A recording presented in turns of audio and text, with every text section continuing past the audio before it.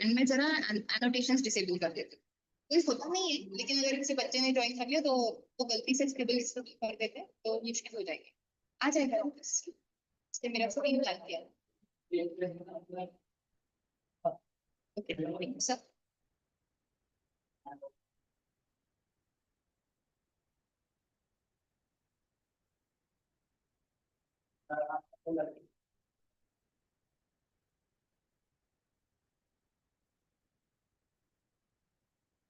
Very good.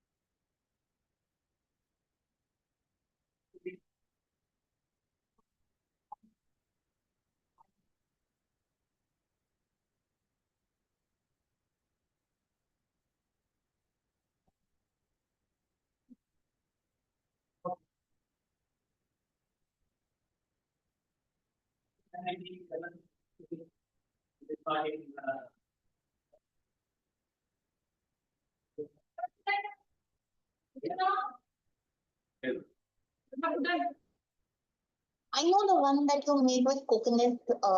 It is like not chocolate. It is I'm not fond of lychee. Thank you very much. Okay. Okay. Yes, ma'am. No, I don't think I've ever had that. I mean, it is lychee is little, and it is like this is larger. Okay. Yeah, I don't even need mangoes, so. Okay. No, it's okay. It's fine. I will. That is perfectly fine. No, कोई जरूरत नहीं है. Hey, people listen ना. People listen ना. शुरू हो जाते हैं, हाँ?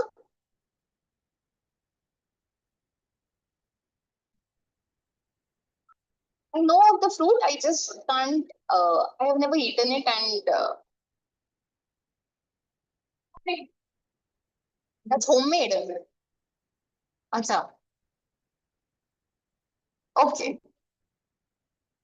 And how did you get it from home? अच्छा, because you got it from here. You live here. You live in Pune. Okay. Hey, ma'am.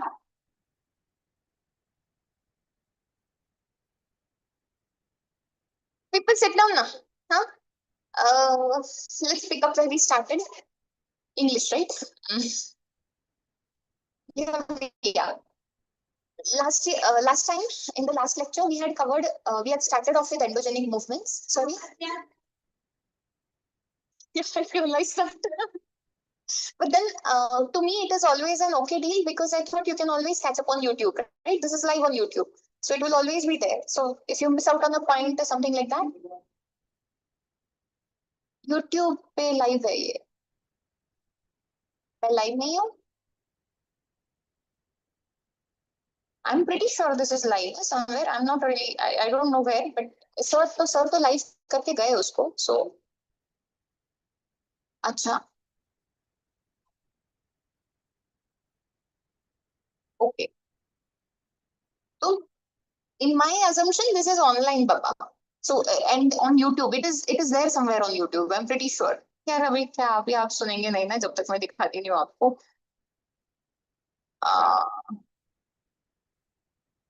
See YouTube. हाँ, ये लाइव हो रहा है, ब्रॉडकास्ट हो रहा है. I have no clue. क्या फर्क पड़ता है, आप लाइव सुन लीजिए और बाद में जाके देख लीजिए. हाँ. Okay, people listen now. So yesterday what we had covered was endogenic movements का first part. We were looking at revise करना है वो. अच्छा. No problem. Revise कर देते हैं. We had studied कि endogenic movements basically 4 types के होते हैं. They can be apyrogenic movements where entire continents can be lifted up or they can subside. Okay, subsidence हो सकता है पूरे continents का. Then the other type of movements are called as orogenic or mountain building movements, where the movements are basically horizontal. There can either be tensional forces acting or they can be compressional forces acting.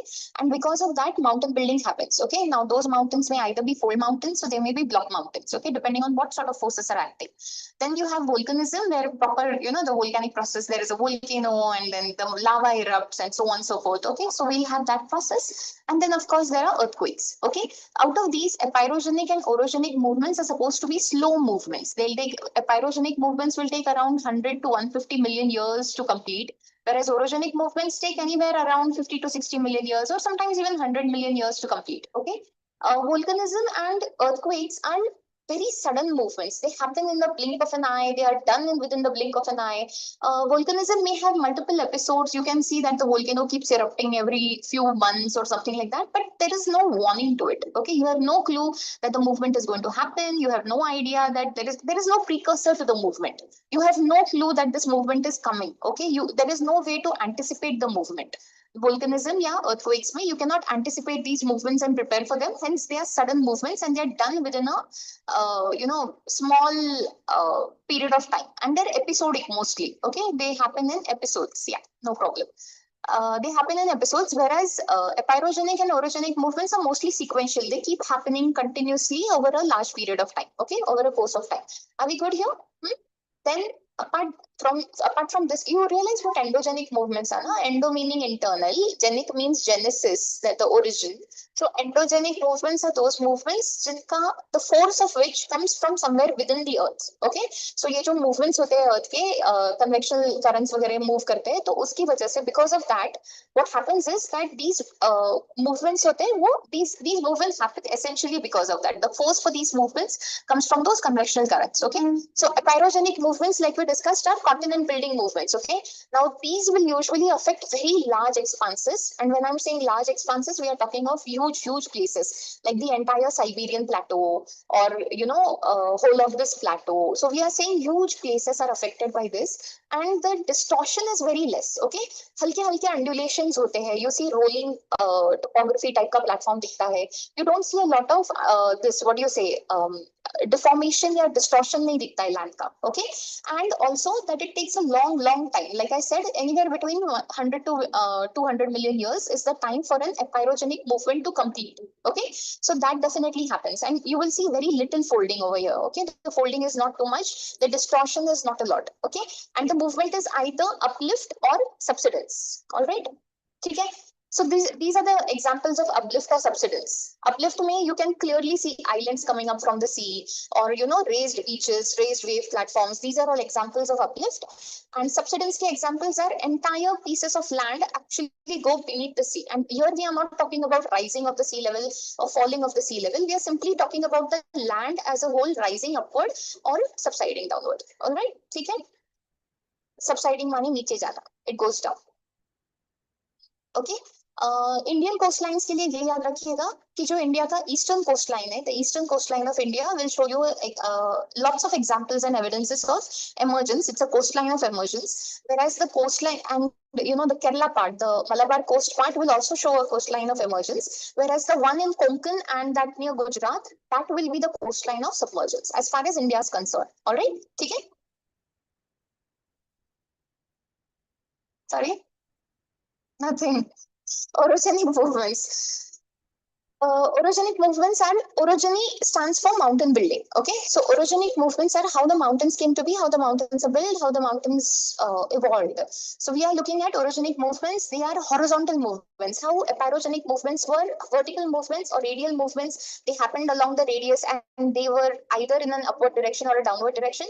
Orogenic movements are essentially horizontal. Okay, either tensional forces can act or compressional forces can act. These are only two forces that are in existence here. All right, so tension की वजह से usually आपको faulting मिलता है, block mountains and so on so forth, and compression की वजह से you can get either folding और faulting. Okay, either of these two things will be available.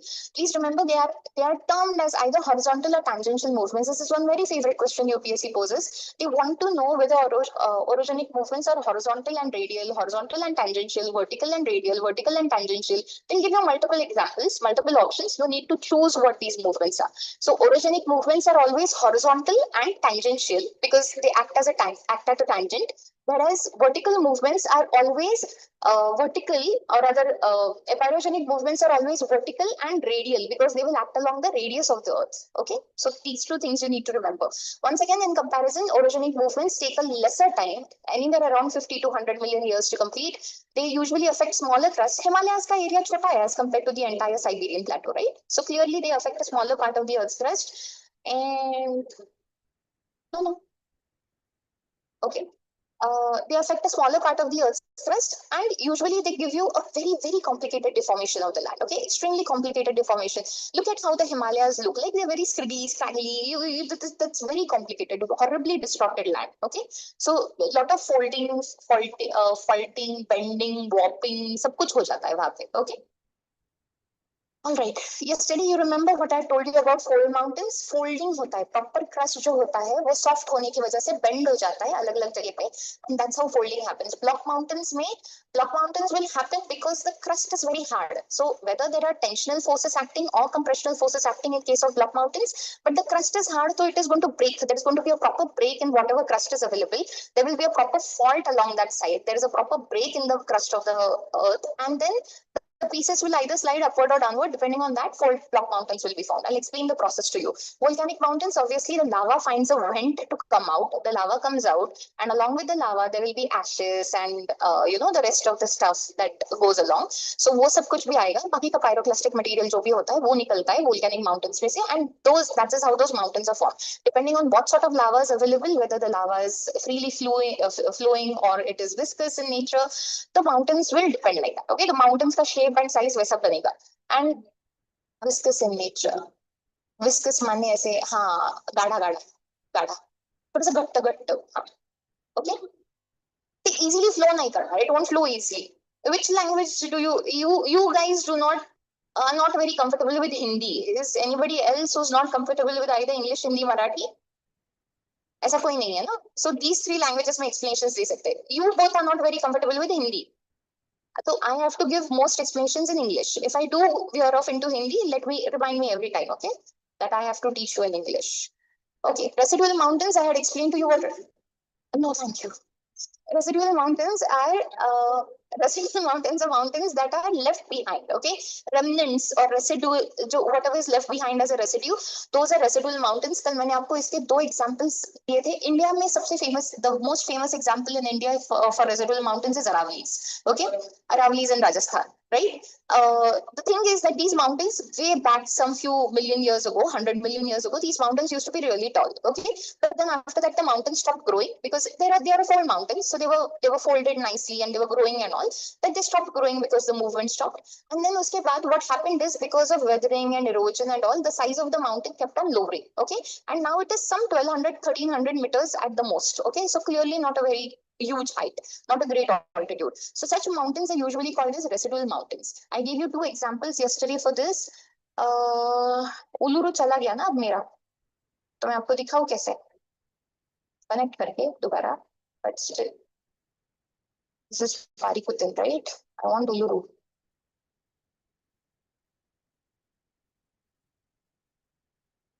You see this mountain? Can you make out this mountain? Yeah.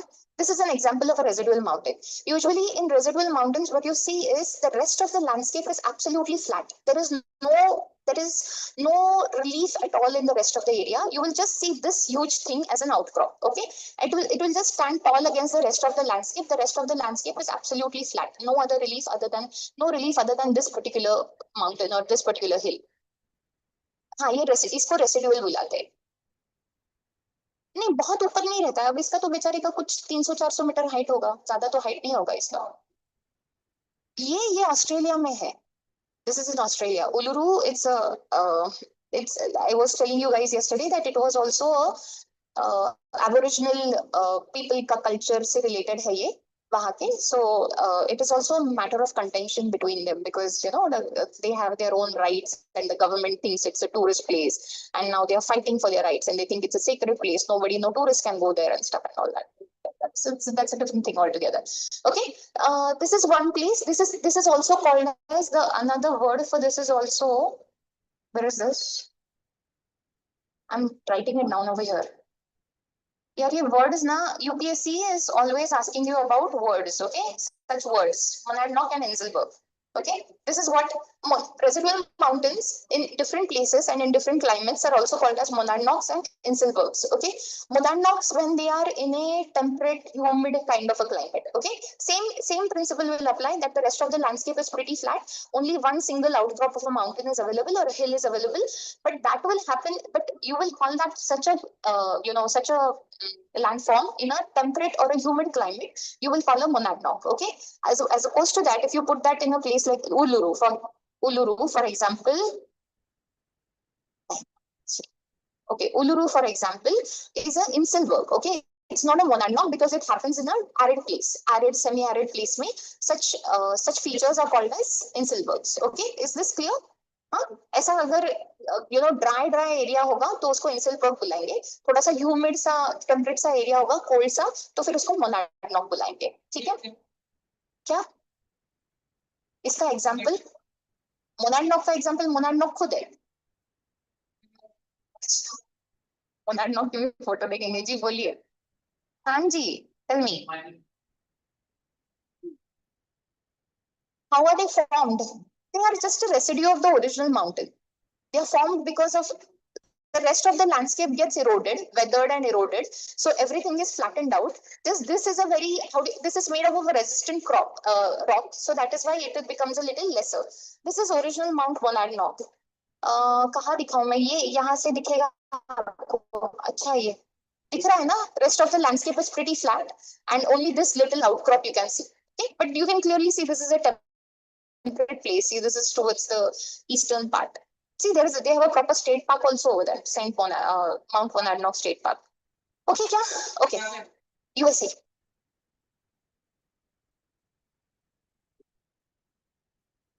They're the same kind of features, except you call them by different names if they occur in different climates. So in a dry climate, you will call it a Inselberg. In a wettish climate, a humidish climate, you will call it a Monadnock.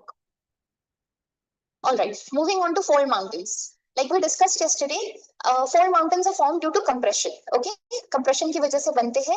अगर compression हो रहा होगा तो fold mountains बनेंगे आपके. लेकिन उसके लिए the what do you say, the prerequisite for it is that the rock should be soft. Okay, soft as in, for example, sometimes look at the Himalayas. There are the Himalayas above. The crust beneath it, because of the extreme pressure, it becomes a little softer. Okay, so because of that, what happens is if that crust comes under tension, compressional forces, then it will probably fold. Okay, uska folding hoga, bending hoga, warping hoga. You call it what you want, but this is what usually happens to the crust. The crust has to be a little softer for it to be folded. If it is not soft, if the nature of the rocks is hard, then clearly it will break. Okay, I gave you that example, right? I'll do this to the paper.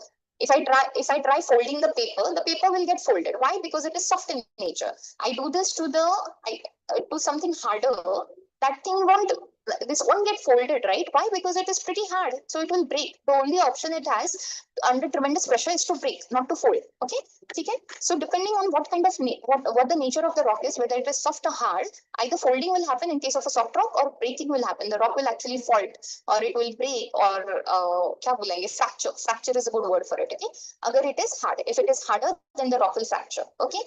ठीक है. So essentially what we are saying is stresses are set up in the earth's crust. The rocks are subject to compressive forces. दोनों तरफ से compression forces act करते हैं. Bending, wrinkling, folding, whatever that happens to the crust, and crust is shortened. Okay, clearly you can see there was a long crust over here. If you fold it, the crust will obviously get shortened. Okay, ये जो shortened crust होता है, ये जो shortened crust होता है, that occurs to you in the form of anticlines and synclines. Okay, the upfolded part is called as an anticline. The downfolded part is called as a syncline. Okay, that you have to remember. This is a proper question in the UPSC exams also. What is a syncline? What is an anticline?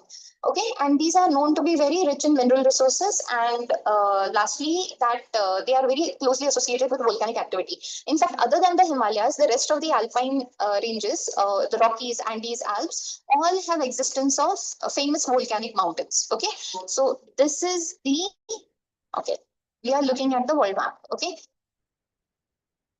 roughly Rockies are over here. Okay, here like this. Roughly Andes are over here. This is, अभी यहाँ कहाँ, Germany, France, and this area, that is the Alps. And this here are the Himalayas, right? We are looking at the Himalayas over here. Agreed? So apart from the Himalayas, all these three places will show you lots of examples of volcanic activity. Okay, all these fold mountains show you enough examples of volcanic activity. Okay, Himalayas, India does not have an active volcano on its mainland. It has an active volcano, but out there in the Andaman Nicobar Islands. Okay, mainland पे कहीं नहीं है. We do not have an active volcano on the mainland, which is a good thing for us in a way. But yeah, that is that. All right. Now we had looked at the different kinds of folds. अब ये हो गया हमारा.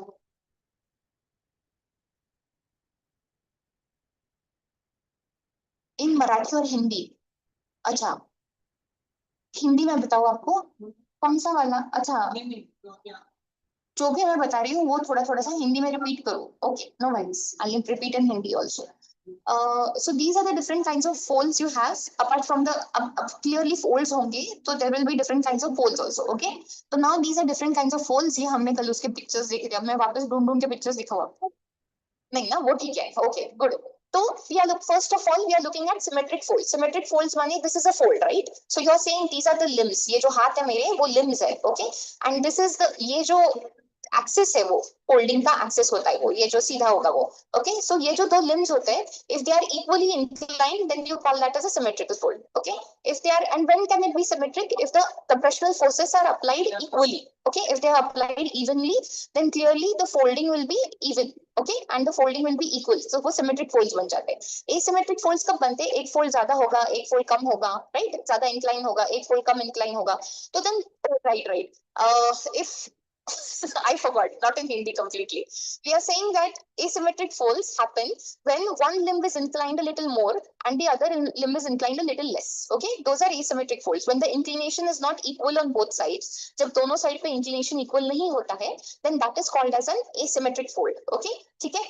Next fold जो होता है, that is monoclinal. Monoclinal folds usually look like this. That one limb is actually almost straight. Okay, one limb is actually almost straight and the other limb is just a little more inclined. Okay, clearly compressional forces are more on this side. Agreed? ठीक है. So उसको बुलाएंगे monoclinal folds. इसमें एक possibility ये भी होती है कि यहाँ पर वो limb टूट सकती है. The limb can break at this point of time because there is too much of compression. Single side से ज्यादा प्रेशर हो गया तो uneven pressure हो जाता है वो. Okay, isoclinal folds में obviously the limbs are very much inclined and the fold is almost vertical. Okay, the fold is so, the limbs are so inclined and they're almost vertical like this. Okay, this will be called as an isoclinal fold. If this fold falls down like this, okay, then it is called as a recumbent fold. Recumbent in English also means the sleeping position. Okay, remember there is a very the recumbent Vishnu. There is a very famous, the way Vishnu is sleeping like this, right? Lord Vishnu is sleeping like this. So isoclinal meaning equal inclination, but very straight, very vertical, almost vertical. हाँ, वो थोड़ा सा टेढ़ा लग रहा है, लेकिन कल हमने पिक्चर दिखाया था आपको, राइट? वो काफी सीधा था, याद है आपको? बहुत सीधा था isoclinal folds. So those are isoclinal folds. Okay, अगर if there is even more compression, और ज्यादा compression अप्लाई किया तो वो folds गिर जाते हैं and actually vertical horizontal हो जाते हैं. Okay, ये कहाँ मिलते हैं? ये यहाँ पे ये जो दिख रहा है, this is recumbent. क्या हो गया? नहीं, ये कौन सी जगह पे मिलता है? कहीं भी जहाँ माउंटेन्स होते हैं वहां मिल जाता है. मैंने कल जो अपने यही का पिक्चर था, राइट? मैंने जो लड़की दिखाई थी वो तो इंडियन ही लग रही थी मुझको. कल जो रिकमेंड फोल्ड्स का पिक्चर देखा था, विंध्यास में मिल जाएगा बिकॉज वो एक फेमस फोल्ड माउंटेन है. हिमालयाज में मिलेगा. In India also we are looking at places. गिलगिरीज नहीं, that we consider that a block mountain. Aravali's में मिल जाएगा if you're looking for it, but अभी तो उतना folding बचा नहीं होगा. Himalayas में you'll get all these examples. Most of the examples that I have shown are somewhere in Scotland or USA, because those places have a lot of folding के evidence. ठीक है? All right. Recumbent folds. The limbs are still parallel, but they have fallen down. Okay. Now you come to the overthrust fold. We are saying that this is a recumbent fold. Okay. Almost sleeping down position में, this is a recumbent fold. The folds are still joined over here. Okay. But the compression is so much. इतना ज़्यादा compression हो रहा है कि ये जो limbs है ना, जो यहाँ पे joint थे, वो टूट गए हैं. Okay. They have broken over here, and the upper limb is thrust upon the lower limb. दिख रहा है कैसे? Okay. The upper limb will get thrust upon the lower limb. That is called as an overthrust fold. Okay. उसको बुलाएंगे overthrust fold, because these two limbs break, they break contact, and then one limb goes above the other. All right. That is called as an overthrust fold.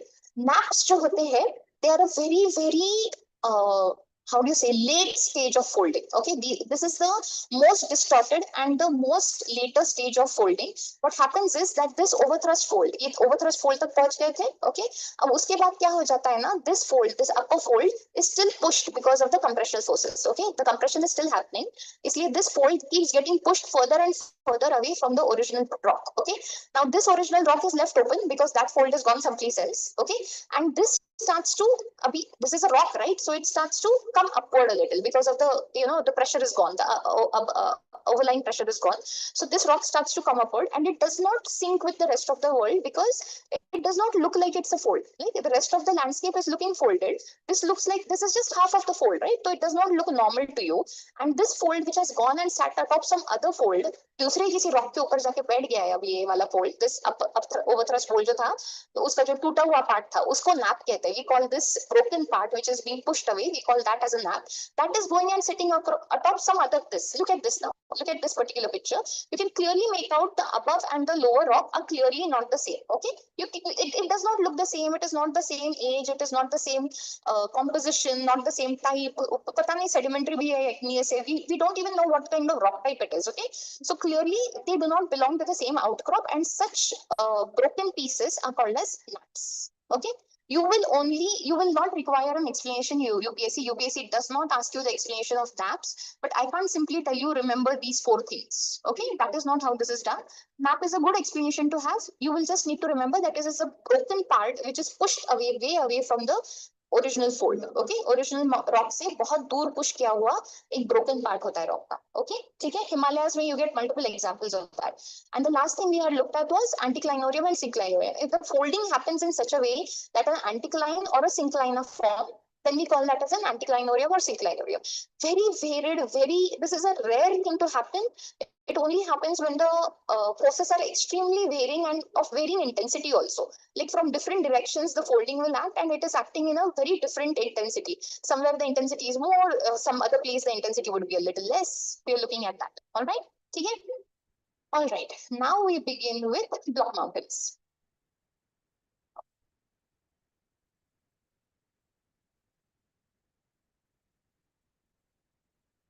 Block mountains actually look like blocks.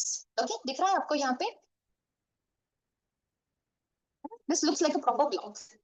What you are not being able to see is that the top of this mountain is flat. Okay, normally how do you see mountains like this, right? So this does not peak. This mountain does not peak. Okay, physical features. This incline is absolutely straight. दिख रहा है ना आपको? The incline is very straight. Okay, it looks like a straight wall. So this incline is very steep. And what you cannot make out over here because of this dense forest is that the valley floor is also flat. Okay, the valley floor is also usually very flat. It is not concave, convex. The valley floor is also flat. Okay, so this is a very characteristic feature of all block mountains. Block mountains are usually formed when the crust of the earth cracks. Okay, now this can happen either because of tension or compression. Please remember, either tension or compression can be responsible for this. So what happens is there is a nice solid block of earth. Okay, अच्छा खासा crust होता है earth का, and that cracks. Okay, because of the tensional forces or because of the compressional forces, and that is because basically the nature of the rock is such that it is hard. Okay, so it cannot withstand the pressure. It will not get folded. It will not bend. It will not wrinkle. It will not warp. What will happen to it is it will crack. It will break. Okay, अच्छा खासा fracture आ जाता है. And then जब वो fracture आ जाएगा यहाँ पे, look at this part. You'll understand this better. When this fracture happens, what will happen is that this crust breaks. Okay, then one section of it, ये वाला जो section है, बीच वाला section जो है, वो या तो सबसाइड करेगा. अगर टेंशनल फोर्सेस अप्लाई करेंगे तो इट विल फॉल डाउन. अगर कंप्रेशनल फोर्सेस अप्लाई करेंगे तो वो ऊपर की तरफ पुश किया जाएगा. Okay, either of this will happen. But because of this what is happening is that the rock is being formed by the crust. Okay, and that is why it will have that flat topped mountain, flat bottomed valleys, you know. That is the reason why this happens. All right, so this is क्या हो गया, वापस explain करूं? अच्छा, okay. मैं तो actually I'll explain the process when I'm explaining tension and compression. चलेगा? हाँ? Because this is the same explanation all over again. All right, so we are saying कि a section of the earth will either subside or it will be pushed upwards. Okay, depending on what sort of forces आप apply करते हो, whether it is compressional forces or whether it is tensional forces, the section of the earth will either come down or it will go upward. Okay, so the risen section is called as host or block mountain. Okay, ये जो section होता है इसको host या block mountain बुलाएंगे. Okay, this is the risen section, right? The upward section. This upward section is called as host or block mountain, and this flat bottomed valley जो होता है ना, that gets called as a graben or a rift valley. Okay, in India, famous examples of rift valleys are Narmada and Tapi. They are very famous examples of rift valleys in India. So you get those, and so obviously the accompanying mountains, Vindhyas and Satpuras, should also be considered as block mountains. Okay, okay. You will, the features that we discussed were you will have very steep inclines, almost straight wall जैसे उनके inclines होते हैं या escarpments होते हैं, and the valley bottoms are also flat, and it can happen either because of tension or compression. अगर tension की वजह से हो रहा होगा तो crust will get lengthened.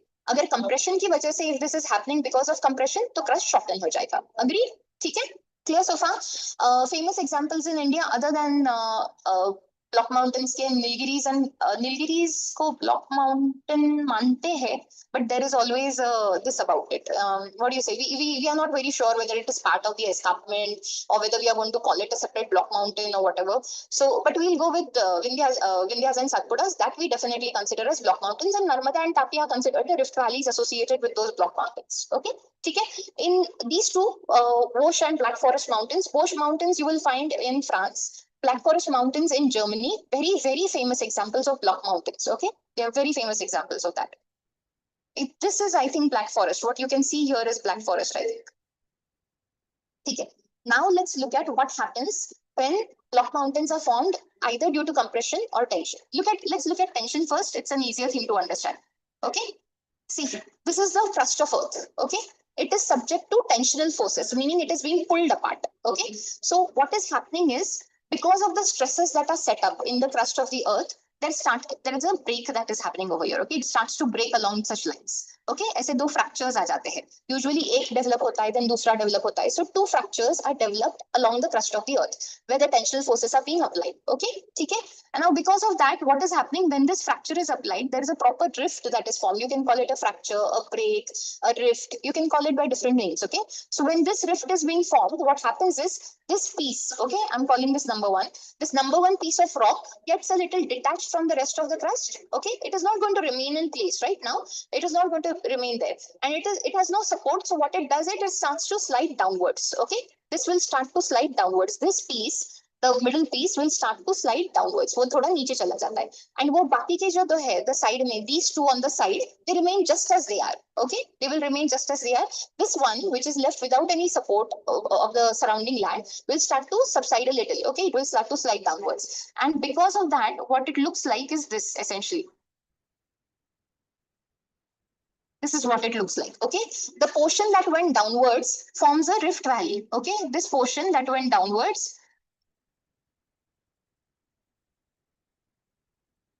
second now.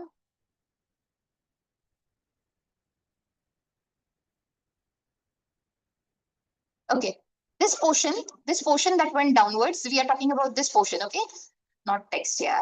This portion that went downwards, that is called as a rift valley or a graben. Okay, and these two that did not move at all, that just stayed on the sides, become host mountains or block mountains. Is this clear now? Host or block mountains. Okay, graben and host are both German words. Graben means a ditch, host means a छोटा सा hill type of a thing. Okay, so that is why they are calling it host and graben. All right, just remember these names. UPSC loves to question you on these names. The reason why I was telling you about monadnocks and Inselbergs is also because they will just give you, pull that word out of somewhere and ask you where this should fit, among which options it should fit, and you should know where it fits. It's a residual mount. Okay, so similarly, graben is a part of the block mountain. It's a rift valley. Graben is actually a rift valley. Host is actually a block mountain. Okay, take it.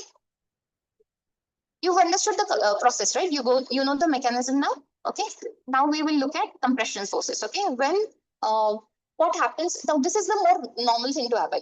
You know, faulting because of tension is the more normal thing to happen. This is a rare case. Compression की वजह से जो होता है, that's a bit of a rare case. Okay, so here we are saying this is the original crust. Okay, this was the original crust or the original piece of rock, and then what happens is that now it is subject to compressional forces. Okay, दोनों तरफ से compressional forces apply कर दिए हमने. अब जब हम इसकी तरफ दोनों तरफ कंप्रेशन फोर्सेस अप्लाई करते हैं तो this starts to break over here. Okay, इस तरह से उसमें फॉल्ट्स या रिफ्ट्स या फ्रैक्चर्स वगैरह आ जाते हैं. ओके, ऐसे. And then what happens is at this point of time when these fractures develop, this rock, what happens is, ये जो साइड के दो रॉक्स थे ना, ये जो दोनों रॉक्स है, they will start getting pushed upwards. Okay, they will start being pushed upwards, and the one in the middle will stay as it is. Okay, it will not move at all. It will not show any movement. It will not be affected at all. The pieces on the side, the rocks on the side, or the crust on the side is being pushed upwards. Okay, so this is now what happens is now this gets elevated with respect to the rest, to the middle rock. The sides get elevated with respect to the middle rock, and this is how it appears first. Okay, now after a while, what is going to happen is this portion is a little unsupported.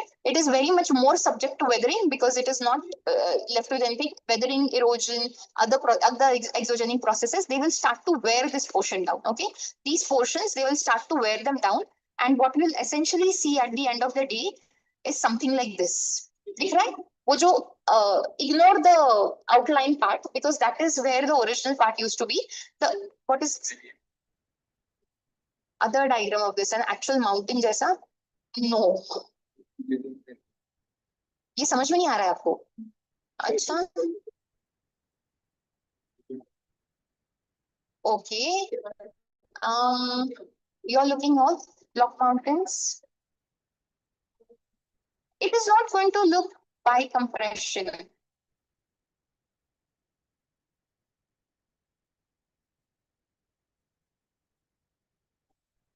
Let's try this. Inside IS is showing you one.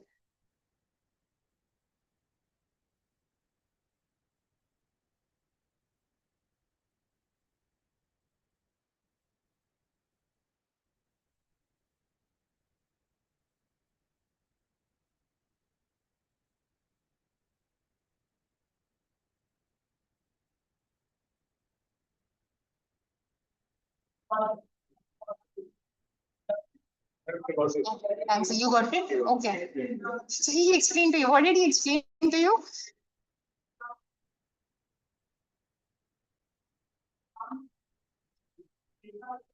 इसको पूरी देख लीजिए. Maybe together you will make sense.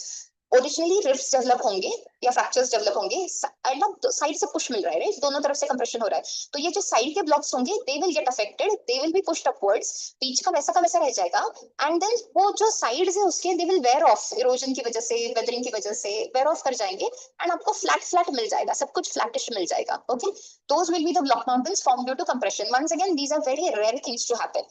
Block mountains due to compression are not the most usual things to happen. The ones due to tension are the normal ones. Okay, tension की वजह से होता है. You also explained the same thing. Okay, Baba. Thank you very much. All right. Now we look at the different types of faults. Okay. चार type के fault मिलते हैं आपको. एग्जाम्पल्स एग्जाम में यूजुअली आपको क्वेश्चंस ऐसे पूछते हैं. The questions that are asked are somewhat like what happens in a normal fault, what happens in a reverse fault, where is the scarp face, where is the fault scarp facing, or then which kind of forces are used to form the normal fault or reverse fault. That kind of questions you can expect. Okay, look at the normal fault first. This is the normal fault, and this one, the one that I'm looking at here. So this is the normal fault. What is happening in a normal fault is essentially there is a proper fault. Okay, because of the tensional forces, this happens due to tensional forces. We are looking that this happens due to tensional forces. Okay, this is one tension. This is the tensional forces applied. This is the fault that happens. Okay, this is the fault that happens. And originally this piece used to be level over here. Okay, now it has slipped down. अब वो नीचे slip हो गया. It has slipped down that fault scarp. ये जो terminology है ना, इसको याद रखिएगा. This thing is called as a fault scarp. है ना, उसको fault scarp बुलाते हैं. You can clearly see it. अगर आप उसको proper normal faults देखो ना, तो आपको normal scarps दिखाई देते हैं. Okay, I'll show you what a normal fault scarp looks like, just in case you are not moving.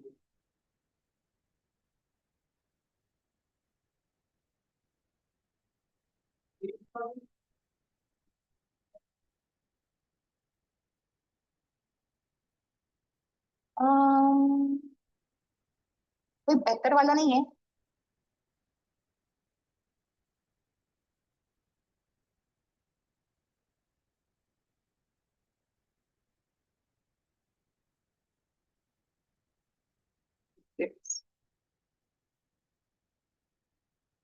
See, this is a proper fault. Can you make out? Now this would be a proper fault. Okay. Can you make out this part? Huh? That would be called as the fault scar. That's plane along which that rest of the block is going to slide downward. Okay, it is that single plane on that wall along which the rest of the block is going to slide downwards. Okay, or it is going to be pushed upwards, either of what you're considering, but it is that plane along which that fault along which the rest of the block moves upwards or downwards. ठीक है, उसको बुलाएंगे fault scar. ये ना अभी earthquakes पढ़ेंगे तब भी आपको explain करना पड़ेगा मुझे क्या होता है. Move रे. हाँ, okay, so this is normal tension forces. Okay, tension forces की वजह से होने वाला normal fault. Thrust will obviously be lengthened because you're talking of tension forces. Look at the reverse fault. I'll show you what the normal fault looks like. We'll get a good idea. See, now you can make out very clearly. See, these two should have been together because that is how this must have been a sedimentary rock. So these two must have been original together. Okay, now this is the fault. This is the proper fault. Can you make out the fault over here? Okay, that is the proper fault. And the scarp is somewhere above. Okay, we have clearly not seen it. We are not being able to see it in this picture. So this is, and you can clearly see that this movement is downwards and this is not really moving. Okay, because this has come down. है ना, समझ में आ रहा है? This is a normal fault. All right, ठीक है? Next, what will look like this?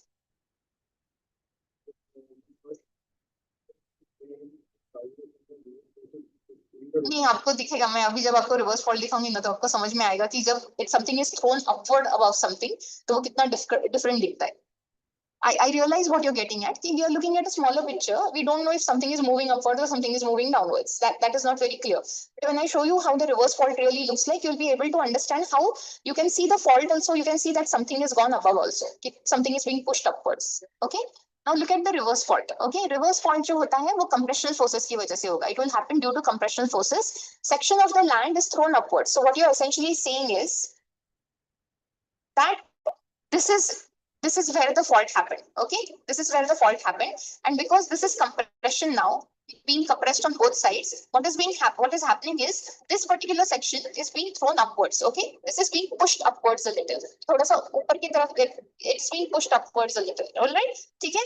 And this fault scarp, this particular fault scarp, which you could see very clearly in a normal fault. This is very visible in a normal fault, right? The fault scarp is visible. Now this fault scarp starts to face the ground. Okay, the fault scarp is facing the ground now. Clearly, ना दिख रहा है ना, ground की तरफ face कर रहा है, and this section is being pushed upwards. ये वैसा का वैसा है नीचे. Okay, so this is called as a reverse fault. Okay, and ये थोड़ी से rare होते हैं, ये आपको आसानी से दिखाई नहीं देते. अभी समझ में आ रहा है? Now it is very clear, right? This is your fault. ये वाला जो part है, ये आपका fault है. This originally ये वाला जो section था, वो साथ होना चाहिए था. These two should have been together, right? Now, because of compression, this particular thing is being pushed upward, upwardly pushed upward, right? समझ में आ रहा है अभी? अभी ये clear है? भैया, right?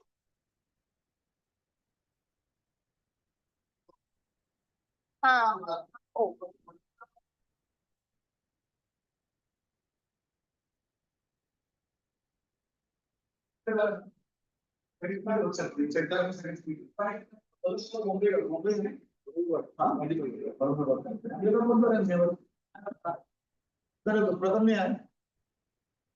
ये साइड स्कूल चल रहा हूँ मैं तो अंतर बोल रहे बॉम्बे का बोल ट्रेन ट्रेन तो बॉम्बे का ना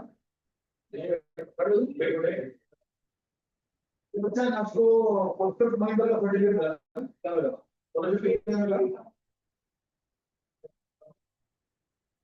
दुनिया में स्कॉलरशिप था क्या दुनिया how are you? I'm good. Yes, my friend has come from how are you? So you are taking geography. Yes, sir. बहुत फास्ट है ये पढ़ते रहो यहाँ थोड़ा दिन में काश को पढ़ते रहो बच्चे फास्ट करना चाहिए उन्होंने तो पता हो गया लगे और पढ़ने के क्लासेस और बोला कि इंडिया के हो गया है कौन का है इंडिया का इन सीरीज के लेवल अब सीरीज के लेवल को तीन का ये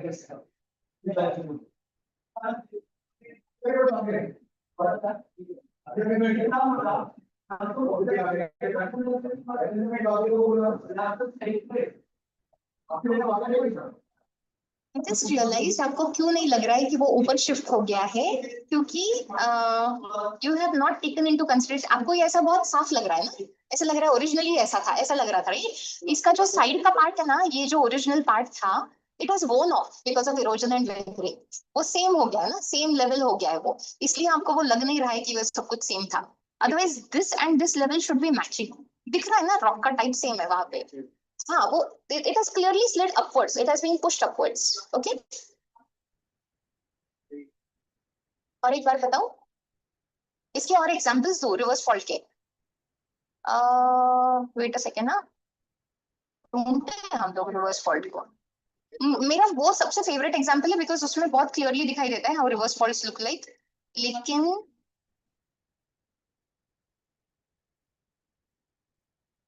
this is also a reverse fault this is also a good example of a reverse fault you don't see the false scarp in either case आपको false scarp नहीं दिखता है ये clearly pushed है upwards okay this is clearly being pushed upwards because if something had to slide कोई किसी के नीचे से नहीं slide करेगा इस तरह से slide करेगा right ऊपर से openly slide करेगा ये false scarp जो है it is clearly facing downwards okay so this is sliding this is a reverse fault very clearly see this is what it normally looks like the reverse fault should normally look like this but now here it is very easy because आपको लग रहा है कि आपको पूरा का पूरा diagram दिखता है what you essentially see at the end of the day is a very cultured thing right वो पूरा weathering and erosion की वजह से normalize हो जाता है तो you can't make it out like that ठीक है so that is a reverse fault now you go to strike slip fault हमने देखा था right vertical displacement there is no vertical displacement how in case of a normal fault one section was sliding down in case of a reverse fault one section was being pushed upwards so strike slip fault does not present you with that what a strike slip fault presents is this movement okay one part of the earth will be moving forward the other part will be moving backward okay this we had seen yeah, San Andreas fault. We have seen this earlier also, right? We have seen the San Andreas fault, and you know clearly that this is a right lateral, right? So ये ऐसे move करेगा, इस तरह से move करेगा. ये right side जो है वो मेरी तरफ आ रही है, okay? This is the way the plates are moving. So that is a strike slip fault, okay? इसको strike slip fault बुलाते हैं. Please remember no vertical displacement over there, okay? No block is sliding upward और हाँ आगे पीछे movements है उसके.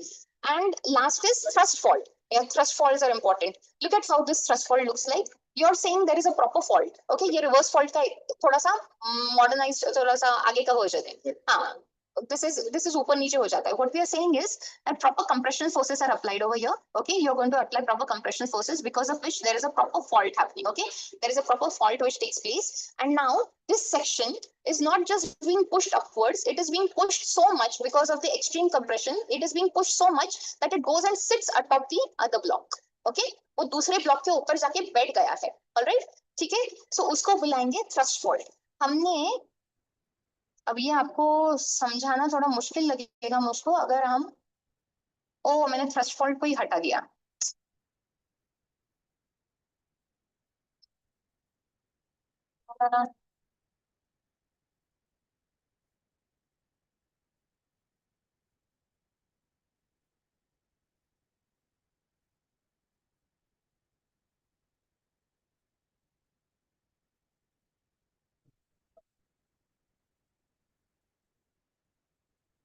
somewhere along this line, there is the fault. Okay, there is a proper fault, and the compressional forces on this side are too much. Okay, so clearly this section of the fault is being, or rather this section of the crust is being pushed upward so much so that it goes and sits atop the other section. Okay, ठीक है, समझा? Not clear? We are saying that this was a proper, there is a proper fault. Okay, now this is a longer fault. Ignore the water, it is just adding to the chaos. Okay, we are saying this was a normal long fault. Okay, this was a proper normal long fault, but the compressional forces on this side are too much. Okay, as compared to the other side, these compression forces are a lot, and that is why they are pushing this block a little upward and upward and upward, so much so that it is sitting atop this particular block. Okay, it is gone and sat atop that block, and this is called as a thrust fault. Once again, a little rare ones. Okay, what you normally find are strike slip faults and normal faults. Okay, reverse faults and thrust faults are a little rare.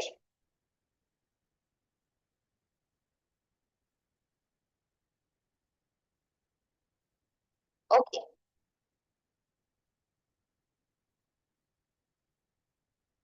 That finishes off all kinds of folding and faulting. क्या बात है sir, आप बहुत ही बाहर है. आप आ गए तो क्लास में एकदम खुशी आ गई सबको. Everyone is very happy to see you. What's your name again? What is your name? Prathamesh. You are also Prathamesh. East Titans. Okay.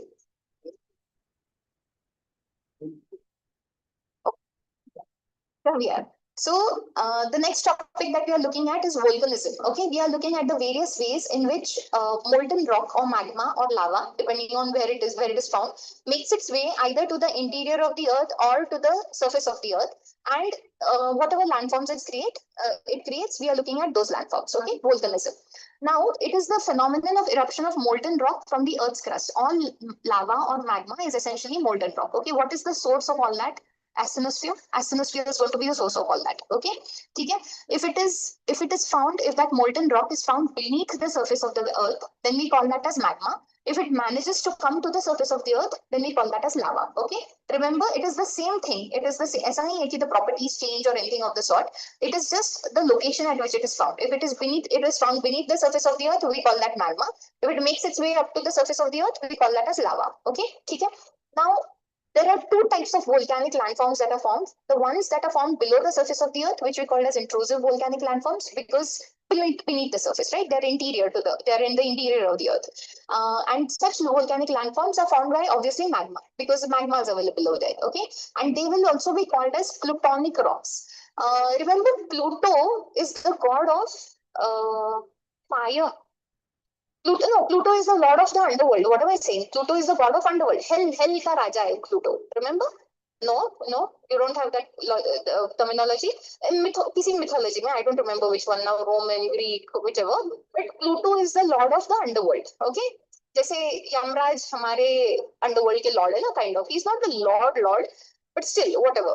So we are saying ki Pluto is that guy. Okay, Pluto is that guy who will rule the underworld. So anything below the earth comes under the jurisdiction of Pluto. Okay, so these rocks which are formed below the earth are called as plutonic rocks. Okay, ये volcanism या volcanism इसलिए बुलाते हैं because there used to be a god, there used to be a deity called as Vulcan, who was the god of fires and forges.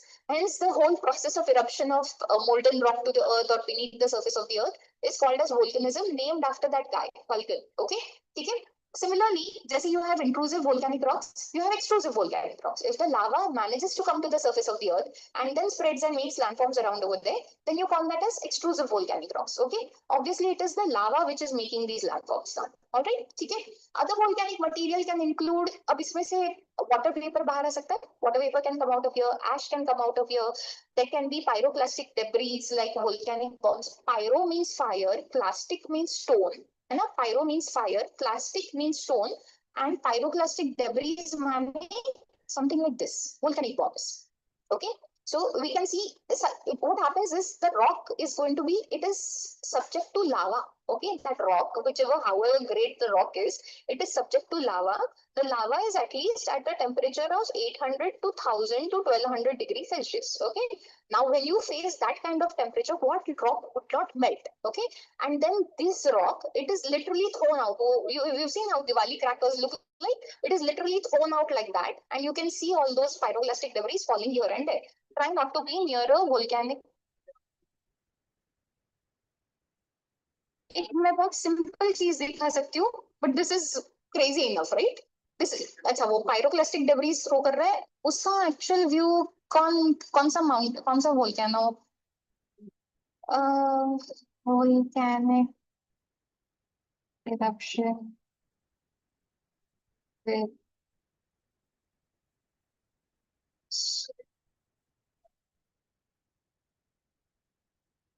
इतनी दूर से आपको पायरोग्लास नहीं नजर आएंगे इतनी दूर से, वो मुश्किल है।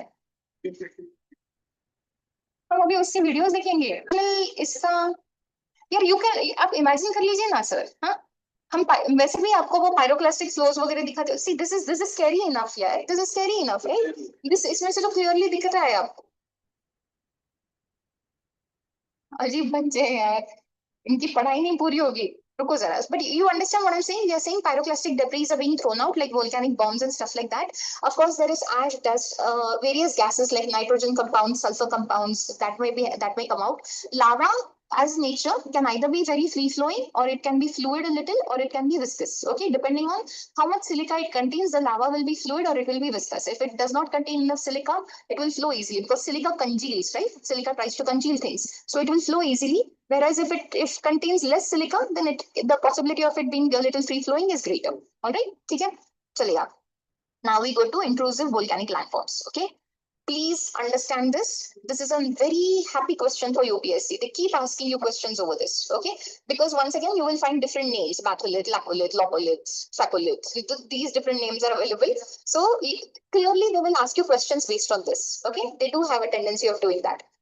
Now, batholiths. Okay, the first thing that we see are batholiths. Batholiths जो होते हैं, यहाँ पे देख लीजिए. Look into the diagram. Okay, this lowermost section, which is a huge rock. Okay, so essentially what this is, this entire orange thing is essentially just magma. Okay, this is magma. This is molten rock magma. Okay, and this is when it was in what do you say, molten state. Okay, molten state way it used to look like this, somewhat like this. Okay, now what happens is this batholith is the original place which is going to supply, apart from the asthenosphere, there is usually a huge supply of magma. Okay, somewhere within the rock, near a rock. So the batholith is this original supply which supports the rest of the structure. Okay, it is going to help to form the rest of the intrusive landforms. So this batholith is that huge bed of magma over which it is a large dome-shaped body. Okay, and the magma is going to sit over there, and then you see how it supplies magma to the rest of the, through conduits. It is going to supply magma to the rest of the landforms also. It will supply magma to this locolith, to these sacoliths,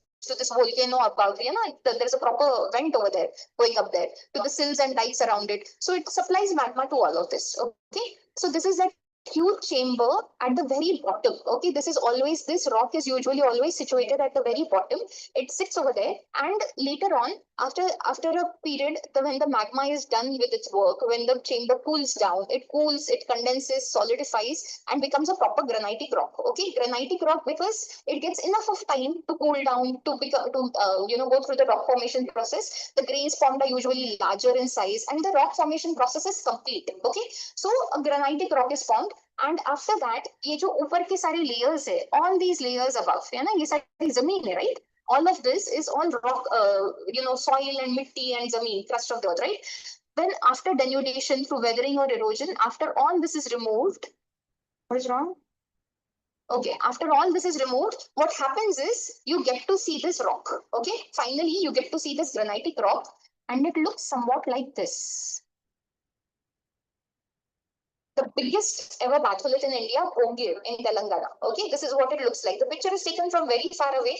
The rest of the rock is still, there is a lot, there is quite a possibility of the rock remaining a lot under the earth also. But what is being excavated and shown to us, or what is visible to us now, is this particular batholith. Okay, so this is what the batholith will look like when it is cooled and solidified and stuff like that. Okay, we are not trying to look at it when it was in its molten stage and a happy form it had. Okay. Okay.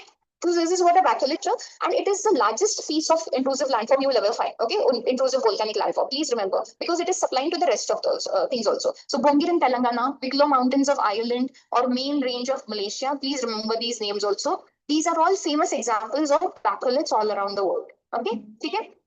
Next, we look at the laccoliths. Can you see this laccolith over here?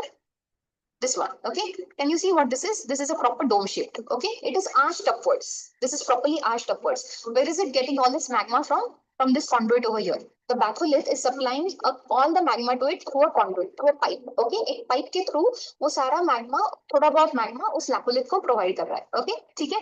अब ये laccolith इस तरह से, it is arched upward like this, right? There's a nice arch up here. So what happens to the above, the layers of soil above it also get a little dome. Okay, वो भी थोड़ा mound की तरह ऊपर की तरफ arch हो जाते हैं. Okay, so usually when you feel that the ground is being arched in such volcanic regions, it is, the probable reason could be that there is a laccolith being formed with it. Okay, okay.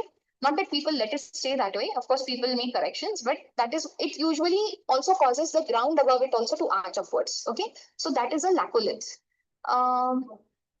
English. Acha. I thought I was explaining in English. I keep looking at. Acha, acha. Okay, no problem. So laccolith usually is Henry Mountains or Pine Valley in Utah. That is in USA. Is a very famous example of a laccolith. This is how the laccolith will look like. Devil star biomagma. Okay, this is what the laccolith looks like. Usually, the proper granitic rock.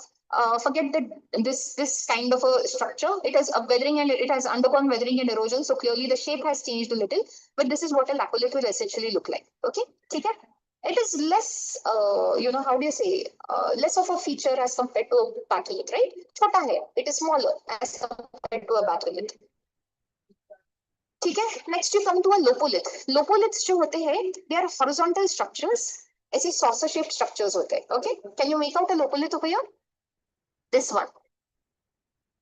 This saucer-shaped structure is called as a locolith. Okay, where is it getting its magma from? From this conduit over here. Okay, it's being supplied all that magma from this conduit or a pipe, and this kind of a structure is formed. Okay, usually when locoliths are exposed, you can't even make them out because they are pretty huge in area, and you can't really. It's just a saucer-shaped structure, so it is not very spectacular or anything. You can just make out that this is a huge concave sort of a gadda or a depression. Okay, that is what they look like. Locoliths. So these locoliths you will find in plenty in South Africa, bushveld locoliths. Okay, you will find the example of locoliths are in South Africa. Phacoliths. Let's look at what phacoliths are.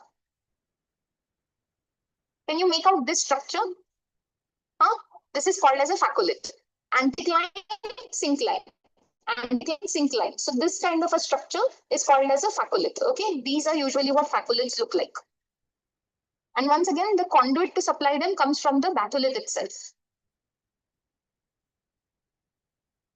Cordon Hill in Wales is a famous example of phacoliths. There are no pictures for phacoliths and batholiths. And do you mind not doing that? Thank you. Sills and dikes. Sills and dikes are two different things. Sills are flattish horizontal versions. Dikes are vertical versions, okay, of the same depositions. You can make out sills and dikes over here very easily. Can you make this out?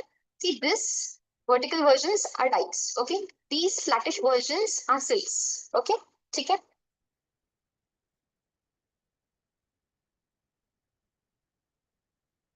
Do you wish to take a break for 5 minutes?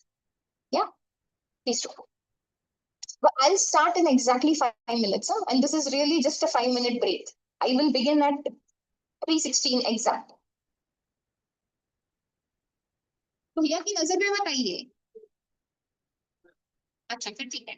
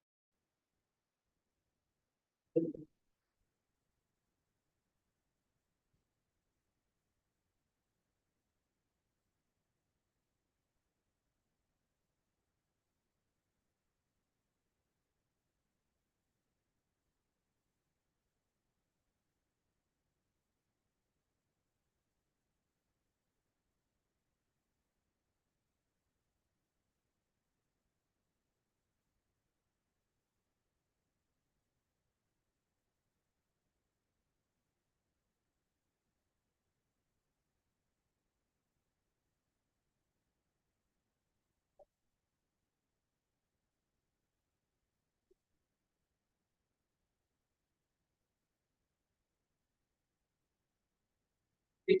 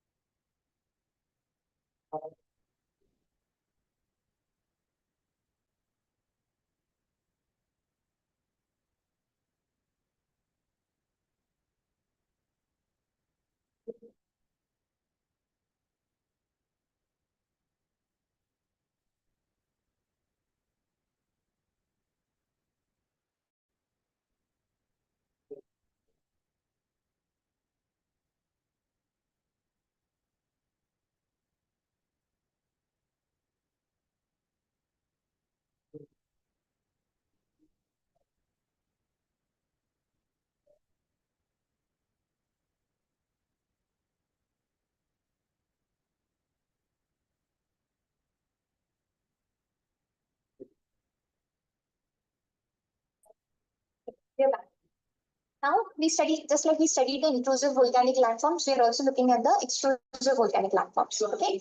Now these are the, now first of all, let's classify them. We look at the various types of volcanoes. So based on the composition or nature of the volcanoes, what kind of lava comes out of it and what sort of volcanoes are formed, we call them shield volcanoes, like because they look like a proper shield, like how a Captain America's shield looks like. So they look like proper shield.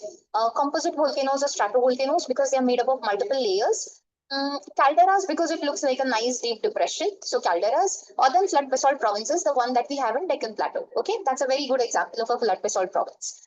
Based on activity, how many times, what is the frequency of the eruption of the volcanoes? We can classify them as active volcanoes because if they keep erupting, if a volcano is erupted in this last say 500, 700 years, we call that an active volcano. Okay, a barren island in India is an example of an active volcano because even though no actual lava comes out of it, you can see the activity, right? There are gases coming out and water vapor coming out. We call that an active volcano. All right. Okay.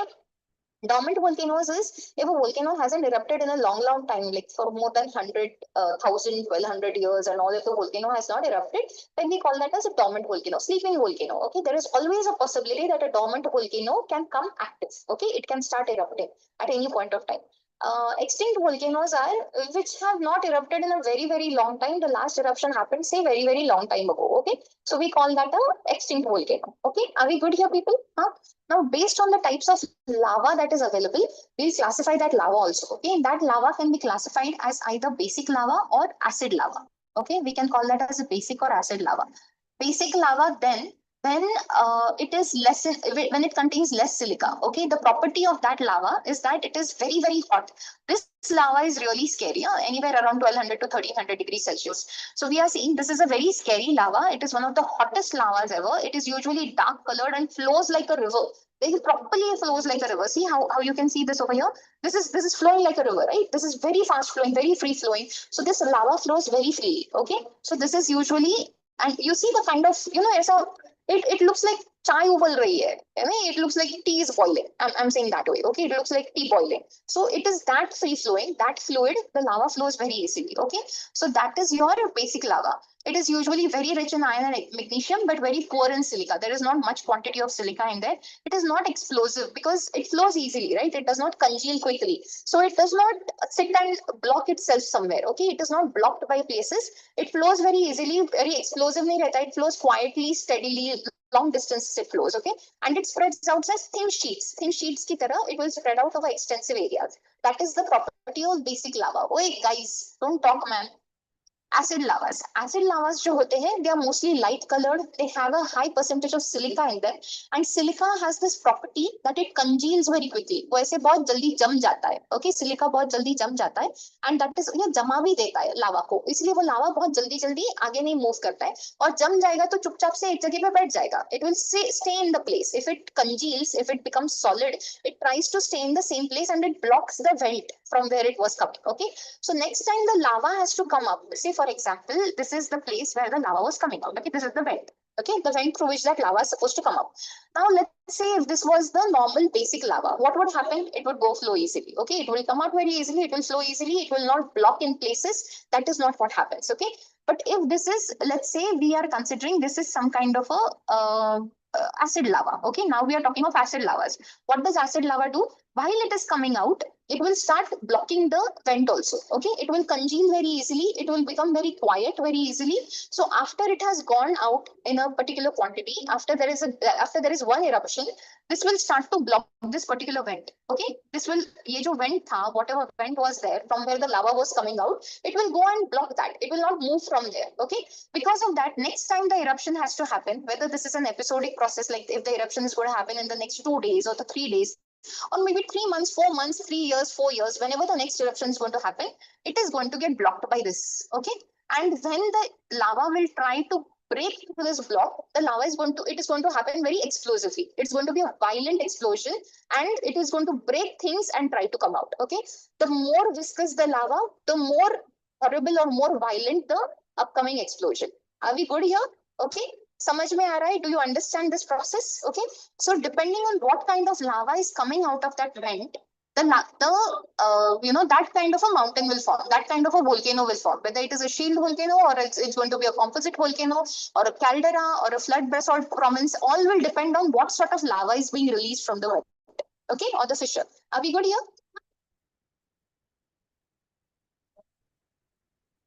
All right. I want to do maths now. Here we are. Types of volcanoes. These are the different types of volcanoes. Shield volcanoes, composite or stratovolcanoes. Composite meaning made up of multiple things. Strato meaning layers, layers, layers. Okay, there are multiple strata. Calderas because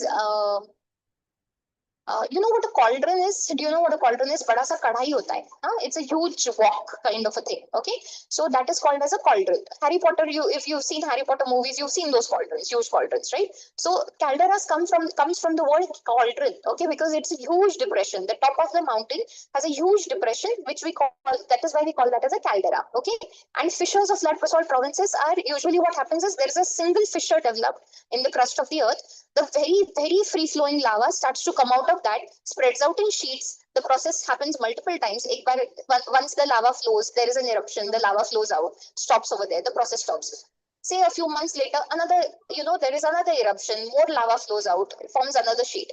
Another few months later, more lava comes out, another eruption, another sheet. Okay, so in this kind of a way, multiple sheets are formed, and this is how flood basalt provinces develop. Okay, we look into it, each of these very clearly. Before that, I need you to look at one more type of volcano, the simplest, the most normal type of volcano, which we call as a cinder cone. Okay, this is the most normal type of a volcano. This is the most simplest kind of a volcano. We call this as a cinder cone. Cinders, समझते हैं आपको? Do you understand what cinders are? Cinders are after the fires burnt, what is left behind the cinders. Okay, so the small little fragments, that burnt fragments that are left behind of wood or something else, or in this case rock.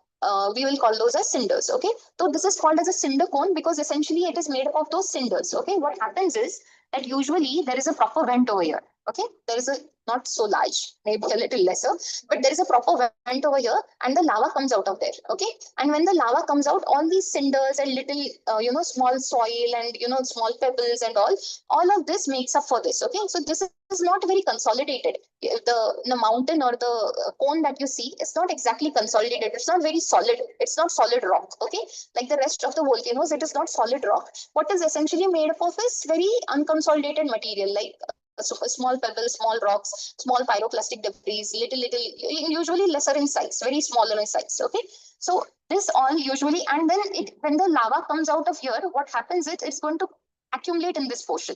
Okay, and that is why you can see this little shape over here, small, a little depression kind of a shape over here. That kind of a shape is formed. Okay, this is the most basic, most simple kind of a volcano. We call that as a cinder cone. A very famous example of that is Paricutin in Mexico. This is a very famous. You can clearly make out the depression right now. It is a very small depression, but you can make out the depression over here at the top, and you can make it out. Right, there is a proper vent over here. This open space is actually a vent, and now it is just being blocked by all the lava and the rest of the solid materials that ever came out. Okay, and then it gets that elevation because it is accumulated over there, right? And then all this cinders se bana hua ye cinder cone hai. This particular volcano was formed over a space of 2 months, happened right in front of the person's eyes. So there was a farm over there. This guy was going out there in his farm with corn or something he was growing in that farm. He went there in the morning and he thought there is some kind of a smoke coming around, and now this is what, 1940s. So he was there on his horse and all. This is in Mexico. So he went to the field in his horse. His wife and children were supposed to follow later. He went over there. He saw that there is a smoke coming out, and he clearly saw that the ground is rising in the form of a small, mound. He thought that there was a small mound coming up. So he thought that is dangerous. He went ahead and he went back home. It took him some time to go back home because he was riding a horse, and to get his family and the rest of his friends over here. By that time, the mound had risen even more. They realized this is not something they can deal with. They packed their bags, left away. Within 2-3 days, this volcano started rising up very higher, quite some feet, and then the lava and the pyroclastic debris that made out of this volcano buried 2 villages. This village, the Parikutan village, and the one nearby. So you can find the ruins over there. There is a famous church over there, the ruins of which you can still see. But this is a famous place in Mexico to visit, Parikutan. Okay, the Parikutan ruins are famous there. So this is one volcano that was formed right in front of our eyes in recent history. The rest of the volcanoes just existed and they keep erupting. So we don't know how a volcano is formed right from the beginning. So this cinder cone is a good example of that. Okay, but cinder cone happens to be the simplest of all volcanoes. Now we'll look at the rest. Okay, we are looking at shield volcanoes, composite stratovolcanoes, calderas, and fissures or flood basalt provinces. Shield volcanoes. You look at the shape of the volcano. This is a shield. Okay, it is a little flattish. It is a little raised in the middle, and the sides are not very inclined. Okay, not very steep inclines. They're very soft inclines. Okay, gently rising slopes. So the lava that is coming out of it is also very fluid and very how do you say? It's mostly basaltic lava. It's very poor in silica, and usually it flows very long distances. It flows over long distances. It spreads out a lot. Okay, because it is flowing over long distances, it spreads out a lot, and that is why these are the largest of the conical volcanoes on Earth. Whatever proper extrusive volcanic landforms you find, volcanic mountains you find, these are the largest of them all. When I say largest, I am not talking about the tallest. Okay, Tallest are a different category. Largest are this way. Correct. The expanse wise, they are the largest ones. Okay. They have gently rising slopes and broad flattened tops. As you can see, the vent comes out over here. Can you see that this is the magma chamber down here. There is a proper vent available. The lava comes out of here, and then it is usually just the lava. And then later on, when the lava solidifies, you can see the rest of the structure. You can see over here also, right? When this is a proper lava flow that is happening. And most of these volcanoes, all the shield volcanoes that we know of currently, lie in Hawaii. Okay, so these are Hawaiian volcanoes. Hawaiian volcanoes are prime examples of shield volcanoes. Mauna Loa, which happens to be the largest volcano on Earth, is also part of this. You have Kilauea, Mauna Loa, and there are three other volcanoes over there in Hawaii. So, but the Hawaiian volcanoes are famous to be shield volcanoes. Okay, okay, are we good here? Next volcano जो है, that is called as a composite or a stratovolcano. Okay, composite why? Because it is made up of two things. है ना? Composite has to be made up of two things. Stratovolcanoes meaning it is made up of layer after layer after layer after layer. So the one layer of lava, another layer of ash and dust and stuff like that. Then another layer of lava, then another layer of ash and cinders. Another layer of lava, another layer of ash. So alternate layers में ये volcano बनते जाता है, and with every single eruption the height of the volcano keeps on increasing. Okay, so those are composite or stratovolcanoes. These eruptions are of a more viscous kind of a lava. Okay, this lava does not flow easily. This lava flows, this is an explosive kind of a volcano. ये थोड़ा सा acidic lava होता है, and large quantities of pyroclastic material are being thrown out. This currently picture that you can see is that of Barren Island. You can see उसमें से lava नहीं बाहर आ रहा है, दिख रहा है राइट आपको? lava नहीं बाहर आ रहा है उसमें से. हाँ, स्मोक, वाटर वेपर, डस्ट वगैरह ऐसे सब कुछ बाहर आ रहा है. डस्ट नहीं, क्या बोलते हैं उसको, गैसेस एंड वाटर वेपर बाहर आ रहा है. ओके, ये तो क्लाउड्स लग रहे हैं मुझको. All right, and every time an eruption happens, the process is this. Look at this now. This is the magma chamber and this is the vent. Okay, this is the proper vent. Now what happens is every time an eruption happens, this gray colored portion is going to be, one of the layer is going to be that of lava. Okay, that lava which solidifies and congeals and immediately turns into rock. That is going to be one layer. The next layer is going to be all that ashes and pyroclastic debris, वो जो loose material था सारा, वो सब कुछ का एक दूसरा लेयर बनता है. Okay, the second layer is formed of that. Next time again an eruption happens, it will again be one layer of lava and another layer of ashes. Every time that an eruption happens, it adds two layers, one of lava, the other of ashes. And so with every eruption, the mountain keeps on growing and growing and growing. So stratovolcanoes happen to be the tallest volcanoes ever. Okay, so if you're looking at tall volcanoes, it has to be a stratovolcano because only then can you achieve that height. When every single time, every single eruption adds to the altitude. Okay, ठीक है? So we were looking at this from the main conduit. मुझको ये parasitic cones का खंडा बना दीजिए आपको. Can you see over here? This is the main vent. Okay, this was the main vent. Can you see the small vent going over here on the side? Okay, so this is going to go and feed some other small volcano. Okay, so on the main volcano, there is another side vent which goes and feeds a small parasitic cone also. Okay, so this parasitic cone is usually, we have one very famous example in Mexico. There is a volcano called as Popocatépetl. Okay, and उसका एक parasitic cone है Cucumate. Okay, so वो जो Cucumate है, that is a very famous parasitic cone. People go and people do not visit the main volcano as much as they visit the parasitic cone. Okay, so they try to do that much. All right, वो थोड़ी सी distance पे है इससे. उसी mountain पे नहीं, थोड़ा सा distance पे निकल जाते हैं. Famous examples, all these stratovolcanoes are extremely famous. Etna in Sicily, Stromboli, Vesuvius, Fuji, Popocatépetl, and Chimborazo. Okay, all famous volcanoes all the world over. Fine. Stromboli is this volcano in Italy. Italy में है वो, and Mediterranean में है. It is also called as the what is that thing called? What is wrong with me? The one that guides people in lighthouse of the Mediterranean. What is wrong with me? Is lighthouse of the Mediterranean. Okay, it is called as the lighthouse of the Mediterranean because it erupts so frequently. वो इतने बार erupt करता है कि उतनी बार उसको ऐसे अंधेरे में, Mediterranean में अंधेरे में, you can see that light coming out. Okay, it is that frequently it erupts. So it is called as the lighthouse of the Mediterranean. How can I lose a word? Here we are. Next type of volcano is called as a caldera. Okay, calderas जो होते हैं, like I said, cauldrons की तरह है. Okay, they are like cauldrons. Essentially, a cauldron is formed. Now look at the process of this forming. Okay, what happens is during an eruption, वो जो कोन के ऊपर का मटेरियल होता है ना, that gets blown off, because ये बहुत विस्कस लावा है, तो वो यहाँ पे बहुत जल्दी से कंजील कर जाता है। Can you see over here? वो इस तरह से एक वोल्केनिक नेक या प्लग बनाता है। This thing is also called as a plug. Okay, when it gets solidified, when it gets exposed, it is also called as a plug. Okay, so this volcanic neck जो होता है, it is completely blocked out, forms a plug, and now next time that the lava wishes to come out, it has to blow through this solid rock to come out. Okay, there is no other way for the lava to come out. So the only way for the lava to come out is to blow through this solid rock. It has to break the solid rock and then come out. You imagine when the solid rock breaks, what sort of a thing is going to happen? The rest of the thing around it is also going to start breaking. Okay, and when that thing breaks, when that is going to happen, इस तरह का depression बनता है. Can you see? This kind of a depression is formed. Okay, so normally if the lava was allowed to come out normally freely, it would have just come out normally and freely. But now if it has to break through all the stone and the plug, then it is going to be more violent, it is going to be more explosive, and it is going to bring down the rest of the volcano that is standing above it, the cone that was standing above it, even that falls within this vent. Okay, वो ऐसे गिर जाता है उसके अंदर, and उसकी वजह से ये बड़ा सा डिप्रेशन बन जाता है. Okay, you can see this huge depression being formed, and this depression is called as a caldera. Okay, essentially any volcanoes, क्या बाहर आता है? हाँ, वोल्केनोज से लावा बाहर आता है.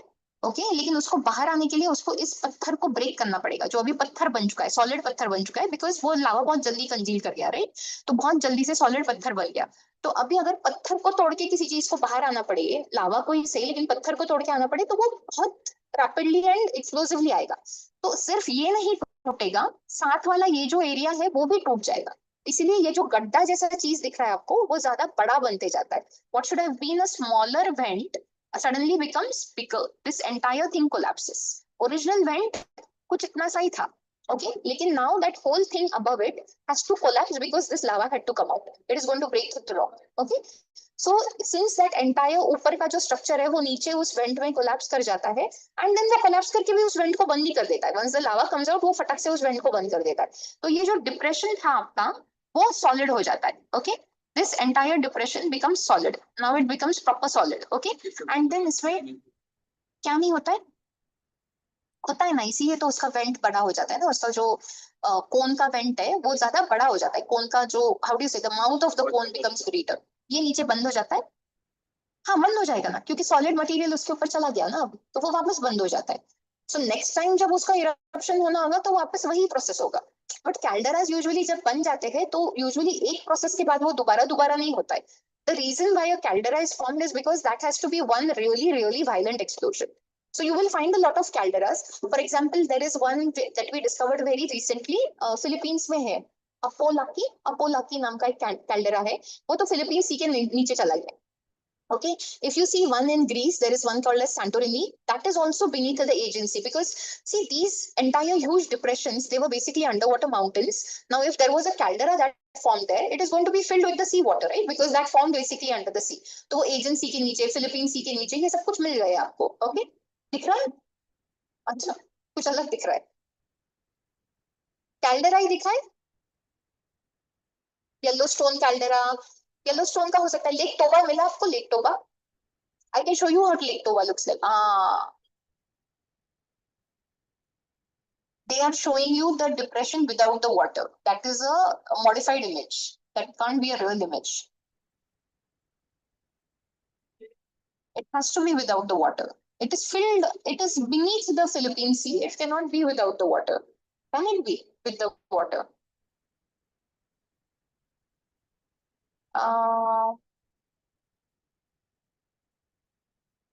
Lake Toba. ये तो फेमस है. ये जो फिलहाल लेक दिख रहा है आपको, ये लेक देख लीजिए, नो वरीज. ये बहुत जमाने पहले, 26,000 साल पहले, it seems there was a proper eruption, a huge eruption, something that even changed how the world looks like. तो वो जो eruption हो गया था, उसमें ये बहुत बड़ा एक extensive caldera depression बना था, जिसके अंदर अभी पानी भर गया है, and that is what we call as Lake Toba. Famous है, सुमात्रा में है. It's a famous Indonesia. It's a very famous place. This is Lake Toba for you. Okay, so this is once again a caldera. Okay, ये caldera का example है. तो usually ऐसे पानी वानी भर जाता है. यहाँ पर जैसे दिख रहा है, वैसे छोटा सा पानी वानी भर जाता है उसमें. ओके, ठीक है. So Crater Lake in Oregon is also a very famous example of that. Please remember, while we are on crater lakes, that Lonar Lake in Maharashtra is also a famous crater lake. Okay, but that crater was formed not because it is not a caldera. It is not formed because of volcanic activities. What happened was that there was a meteorite that came and impacted the earth. Okay, एक meteorite आया, earth को impact किया, depression बन गया, and when that depression was formed, उसके अंदर थोड़ा सा पानी भर गया. Okay, and that water and that depression together is called as Lonar Lake. Okay, so it is not anything related to volcanic activities. Even though you will find traces of volcanic material there because of the original meteorite जाके जो भी छोड़ गया था pyroxenes वगैरह, उसकी वजह से ऐसा लगता है, लेकिन that is not true. It is not a volcanic activity or through a volcanic activity. ठीक है, good here. Our caldera is clear. Now you go to flood basalt provinces. Okay, flood basalt provinces जो होते हैं, like ये देखिए यहाँ पे what is happening is दो proper breaks आते हैं. Okay, proper fissures develop होते हैं, there are proper cracks in the earth. Okay, वहां से the lava starts coming out. Okay, now this is a very free flowing lava. All right, so very basic lava आता है, all that free flowing lava starts to come out and start spreading easily. बहुत जल्दी से spread out होने लगता है in the form of thin sheets. Okay, ऐसे butter जैसे लगाते हैं ना, वैसे वो लावा स्प्रेड होता है, ब्रेड पे बटर लगाते हैं वैसे. Okay, the lava is going to spread out that easily. Okay, then when the episode stops, the lava spread also stops. Okay, ऐसा continuous eruption तो नहीं हो रहा है ना.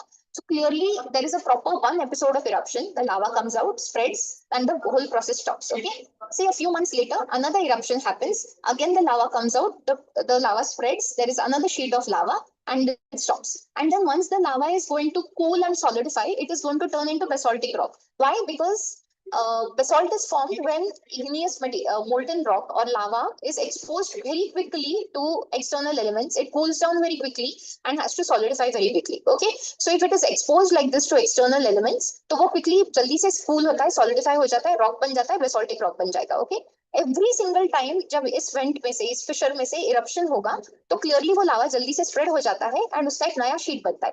तो Deccan Plateau पे, Deccan Plateau is 2 kilometers thick. अभी भी Deccan Plateau 2 kilometer thick है from all these various sheets being formed. And कितना erosion किया है हमने उस plateau का. Okay, there is another famous place USA में, Columbia Snake Plateau. That is also a very famous this plateau. What do you say? Volcanic plateau. Okay, वो भी एक famous flood basalt province है. Columbia Snake is over here. कहाँ दिखाऊं मैं आपको? ये ना यहाँ पे इस एरिया में है वो कोलंबिया स्नेक प्लेटो जो है. This is somewhere in this region of United States. वहां पे दो रिवर्स है, एक कोलंबिया नाम की, दूसरी स्नेक नाम की. तो उस रीजन में, दैट रीजन, उन दोनों में के बीच में जो रीजन कैप्चर हो जाता है, that place is called as the Columbia snake plateau. Okay, ठीक है. हाँ, फिशर वेंट्स से कभी कभी शील्ड वोल्केनोस भी बन सकते हैं. एंड फिशर्स यूजुअली आपको रिफ्ट्स एंड रिफ्ट जोन्स में मिलते हैं. This is usually found somewhere in the rift zones. Okay, ठीक है. All right. There are 2 more topics to this. Give me a moment. Okay.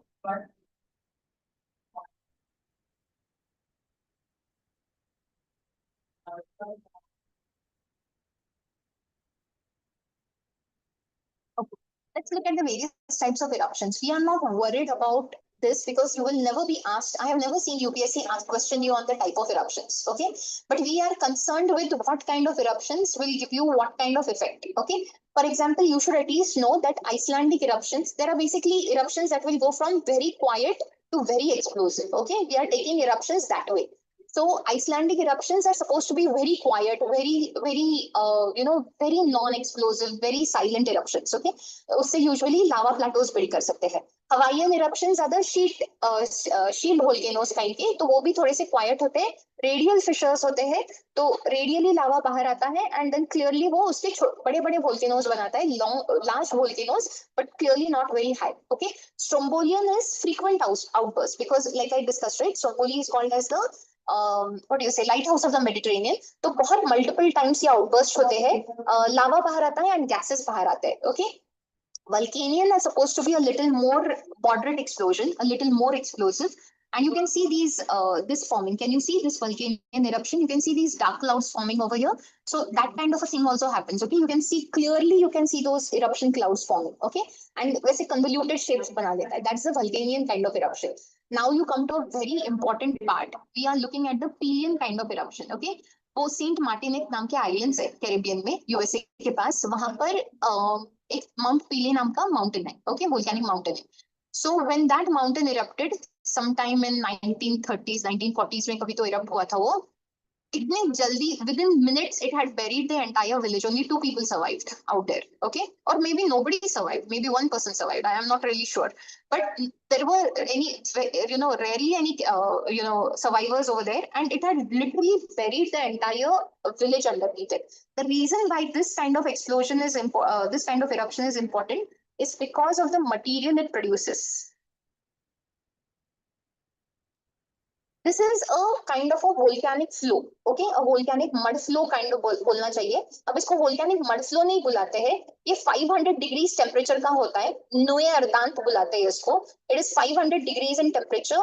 It is a mixture of, it is a very highly vaporized, fluidized slurry of gas, lava and superheated steam. Okay, superheated gas निकलता है उसमें से. So clearly उसका temperature बहुत high होता है. दूर से ऐसे व्हाइटिश कलर का ग्लोइंग गैस क्लाउड नीचे आ रहा है ऐसा लगता है. एवलांच जैसा नीचे आता है वो. Okay, it comes down in the form of an avalanche and it can be very very risky. It flows at a speed of more than 300-400 kilometres per hour. तो बहुत फास्ट जाता है ये. Okay, this is very quick जाता है ये नोयार्दान. And that is why the possibility of when such a lava flow happens, नोयार्दान जैसा लावा फ्लो जब होता है तो the possibility of survival becomes very less. क्योंकि इतने, how can you outrun something like this, right? You cannot possibly outrun this. So Noe Ardant is one very scary thing to happen. Along with that, एक और lava flow है या mud flow है, which you should know, Lahar बुलाते हैं उसको. Okay, ये आपको जैसे ये नोए अर्दांत हमको माउंट पीले में मिला था ऑन सेंट मार्टिन आइलैंड्स, वैसे लहार जो है ना वो फिलीपींस में एक माउंट पिनाटुबो है. ओके, तो वहां पे मिलता है हमको. वो एक वोल्केनिक माउंटेन है. तो वो अभी ये लहार जो होता है ना, that is just mud flow. Okay, volcanic debris का, volcanic pyroclastic debris, small ashes and mud, उसका एक flow होता है जो नीचे आता है माउंटेन के नीचे. ये हमेशा necessarily, it does not always happen during a volcanic eruption. Sometimes what happens is a volcano erupts properly and then वो सारा जो volcanic material है वो वही साइड में रह जाता है. Okay, फिर unfortunately if you live in a country like Indonesia or Philippines or all, बड़ी सारी बारिश आती है and when that rainfall happens, तो वो सारा जो जमा इकट्ठा मटेरियल होता है, accumulated material होता है, all that starts to come down slope in a very rapid fashion. Okay, 50-60 kilometers per hour के स्पीड से ये बर्ड फ्लो ऐसे swiftly नीचे आ जाता है. Unfortunately, this also has a tendency to bury villages around it. Okay, so these two flows are very important. Volcanic flows में lahar can be dangerous and Noe Ardant can be even more dangerous because it is very hot. It will burn everything in its path. 500 degree Celsius का temperature का होता है. Lahars can be either hot और cold, दोनों हो सकते हैं depending on if it is happening during the eruption it's going to be hot. If it happens very late during the after the eruption and just because of the rainfall it is happening, then it is usually cold. Okay, it's cold in nature. So lahars and nuée अर्दांत को याद रखिए. And the last type of eruption is the Plinian eruption. वो Pliny नाम का ना एक चाचा भतीजा हुआ करते थे, प्लाइनी सीनियर प्लाइनी जूनियर. ओके, तो ये ना वो वहां पे रोमन एम्पायर में जीते थे. And there used to be this thing, there was a Pompeii नाम का एक सिटी था. I don't know if you've ever seen movies or anything related to it, but there used to be a city called as Pompeii. Okay, तो वो एक Mount Vesuvius था. And this person, you could easily see that the Vesuvius was erupting and it was all coming out and it buried that entire city of Pompeii underneath it. There were only 2 survivors. One of them actually wrote this. The guy who sat across the bay and saw this explosion happening, eruption happening, he actually wrote the entire account of how that eruption happened and how within 2 days, even though people wanted to help, they tried to go across the bay and help them, they couldn't help. Okay, so Plinian is supposed to be the most scariest of all eruptions. Okay, because now you have the entire movie effect. You have static electricity and thunderstorms and lightning and rains and everything together. Okay, so it usually comes with that. Are we good here, people? Just of all these things, UPSC has never questioned you on the kind of eruptions, but it has asked you about Noe Ardant and Lahars. So please keep that in mind. Okay. Oh, okay. Now we are looking at the last of the volcanic things, we are looking at geysers and hot springs. Okay, geyser का मतलब होता है geyser geyser, depending on where you are, in which country you are, उसको अलग अलग नाम से बुलाएंगे. गीजर्स गाइजर्स जो होते हैं वे कुछ इस तरह से दिखता है. Okay, can you C this is flat land. Can you see the people around over here? There are people standing over here. Okay, they're watching the geyser erupt, and this steam and water coming out. Okay, that is a geyser. Okay, that is what essentially a geyser looks like. Okay, so geysers जो होते हैं, what geysers are like, they're explosive fountains of superheated steam. Please remember, it burns very badly. Superheated steam. So superheated steam and hot water coming out of there. So, and it comes out frequently, okay? After a certain period, when there is enough pressure, the steam, explosive steam comes out of it, okay? अब ये जो height होती है उसकी, that may reach anywhere around 150 feet or something. It is very rare. It is usually, geysers are not very, hot springs are very common. Geysers are rare, okay? They are pretty rare. So they are found in thermal volcanic regions where underground water is being heated, okay? Now let's look at the process of that happening.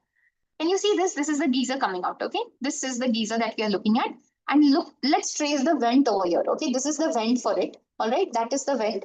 And this is the water, okay? This is the groundwater or something like that is going to accumulate in the vent, okay? It is being heated up by this particular lava or magma chamber, okay? It is close to a magma chamber. This has to happen in the volcanic region. It is close to a magma chamber. The steam keeps getting heated. The water keeps getting heated up. When the water gets heated beyond the boiling point, what is going to happen? It's going to get converted into water bubbles. Okay, steam बन जाएगा उसका. अब ये जो water bubbles होते हैं and minerals होते हैं, उसमें बड़े सारे minerals भी होते हैं. तो ये जो सारे होते हैं, they get blocked over here. Okay, in these little pockets, they get blocked. Okay, and then when there is enough pressure built, then these steam bubbles or water bubbles act as a trigger. Okay, and they push that explosively, violently outside. Okay, तो वो इस तरह से थोड़ी थोड़ी देर में वो gas को एंड वाटर को बाहर की तरफ पुश करते रहते हैं. सुपरहीटेड स्टीम एंड वाटर को बाहर पुश कर देते हैं. These steam bubbles or water bubbles act as that trigger, and this is what you essentially see. What you are looking at in the picture is Old Faithful in Yellowstone National Park. It erupts every 70 minutes or 90 minutes or something. ऐसा कोई time होता है, वो हर 90 minutes में वगैरह erupt करते रहता है. ओके, so इसलिए उसका नाम ओल्ड फेथफुल भी है. Now apart from that, it's in Wyoming. Okay, apart from that, New Zealand का जो North Island है, that is also very famous for volcanic activity. You'll find a few geysers over there also. There is a valley of geysers in Russia.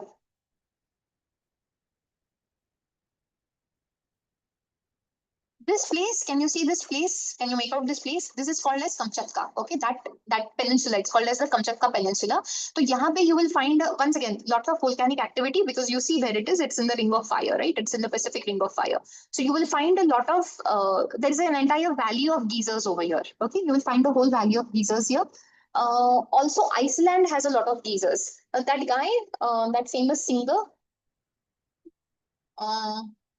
that British Scottish guy, red hair, ginger guy. Shape of You किस क्या नाम है उसका? Ed Sheeran, right? He went one day नहीं, उनका कुछ 18th वगैरह birthday था, वो किसी टीवी चैनल पे बता रहे थे. 18th बर्थडे था. He decided to go to Iceland for a visit. Okay, ऐसे वेकेशन करने आइसलैंड चले गए. अब वो Iceland is a place of scary this what do you say volcanic activities. मतलब बहुत सारे वोल्केनिक एक्टिविटीज होते हैं. तो you will find fumaroles, you find geysers and hot springs and सब कुछ मिल जाता है. ओके, तो उनको बोला गया था कि उस एरिया में don't go into that place because it has a lot of fumaroles. Fumaroles मतलब I show you what they look like, something like this.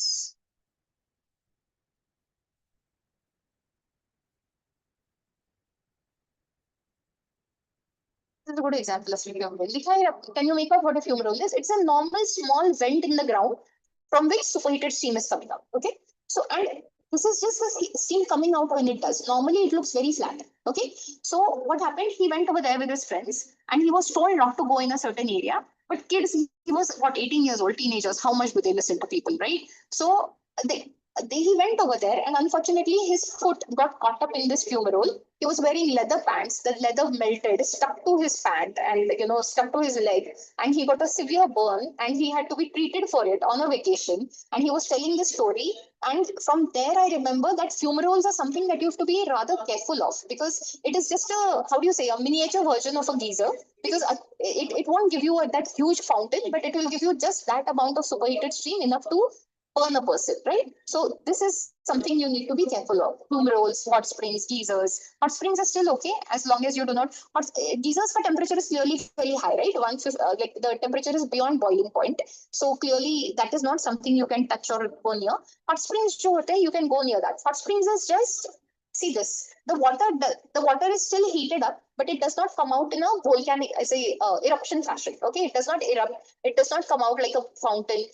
It is not, the temperature of the water is somewhere around 70-80 degrees Celsius. So that is still okay, right? अपने यहाँ के जो मणिकरण साहिब में you have hot springs. So in Himachal Pradesh, that region is a little, shows a little evidence of volcanic activity, right? So clearly the water temperature in those hot springs is somewhere close to 80-85 degrees Celsius, which is still okay. Like you can cook in it, you can go bathe in it also. That is all good, okay? So hot springs are usually just the water rising up. Usually comes in contact with a lot of minerals. It's in a volcanic region. It comes in contact with a lot of minerals. And because it has, because of this presence of a lot of minerals, it has a lot of medicinal properties. So hot springs are also treated as, in Japan, people go to hot springs for medical reasons. They'll get rid of skin ailments and I don't know what other things, but they are usually treated as for medicinal purposes. Okay, hot springs are treated for medicinal purposes. Yeah, you people at the back over there. Acha. Now you stop talking. I have no reason to tell you, you people at the back over there. Okay, so these are hot springs are more common. You find one in Bombay also, Vajreshwari. You will find a couple of hot springs there. Those are also of medicinal value. Okay, hot springs are mostly found anywhere in Iceland, Japan, and Hawaii are very, very famous for hot springs. So there is a whole tourism segment over there based on those hot springs. Okay, ठीक है people? Good so far? Earthquakes शुरू करें या पहले मैं questions ले लूं सारे इसके ऊपर बेस्ड, हाँ, that will make you feel a little better. Earthquakes नहीं कराए ना हमने.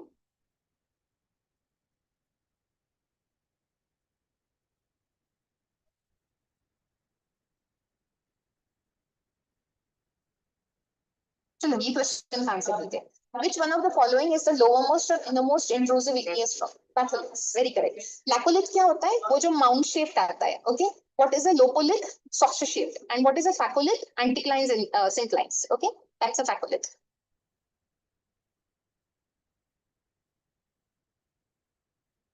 Earthquakes नहीं ले सकते. We did not do those.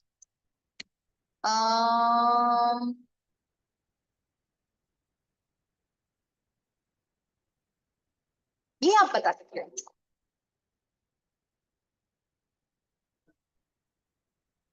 Which of the following statements are correct? Oceanic trenches are very significant in the study of plate movements, and oceanic trenches are associated with active volcanoes and strong earthquakes.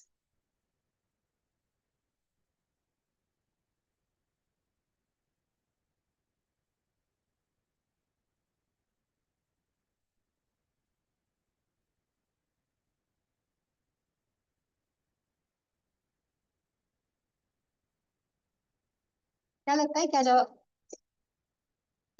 जवाब है इसका? They are associated with active volcanoes and strong earthquakes, right? Oceanic trenches are very famous for that. What are oceanic trenches, people?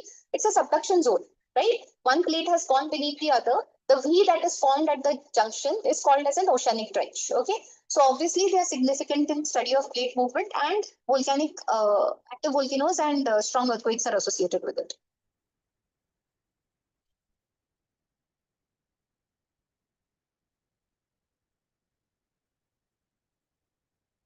ये वाला नहीं ले सकते. Volcanic islands का chain. Oh, this is a good question. Question 116. This is a good question. इसको हम actually plot कर सकते हैं. Which one among the following volcanic island chains is not associated with the mid-oceanic ridge? Mid-oceanic ridge कहाँ है? Mid-Atlantic. Okay, Atlantic में है. तो Azores Islands, Ascension Islands, Hawaiian Islands, and Tristan da Cunha Islands. Which of these should? Hawaii, very correct. Hawaii कहाँ है? Pacific में है, right? USA के side पे है. USA के west में है, तो Pacific में है. They do not belong to the Atlantic part of it. Very good. ये वाला बताइए. Question 123. Which of the following is not an example of a fold mountain?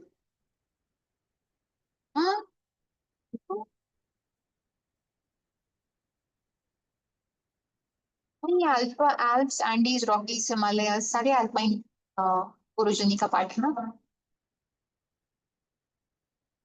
तो कौन सा है इसमें से एक वोल्केनिक है, कौन सा है? Fuji. Fuji is a volcanic mountain, not a fold mountain. Okay, it's a proper volcanic mountain. So we are going with option A, Mount Fuji. Okay, ये वापस earthquakes है, earthquakes, please. Question 109. Which one of the following is not a minor plate? Cocos, Nazca, Caroline, and Antarctica. Antarctica is not a minor plate; it's a major plate. Okay. Question 123. A large body of magmatic material that cools in the deeper depth of the Earth's crust and develops in the form of large domes is known as batholiths. Very correct. Those are called as batholiths. Okay.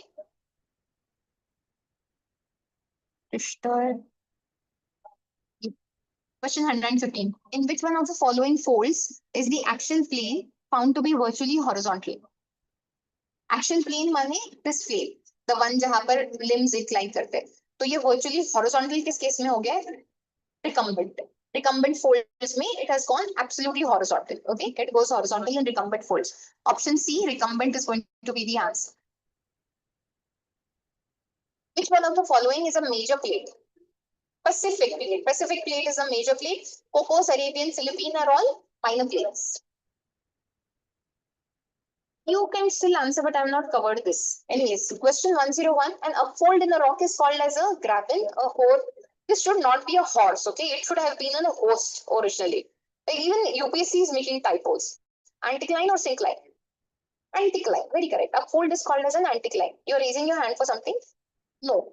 I thought you were raising your hand for something.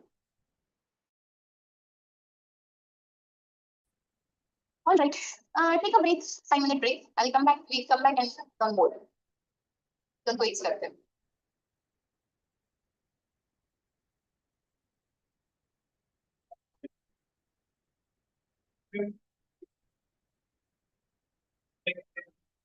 Hmm.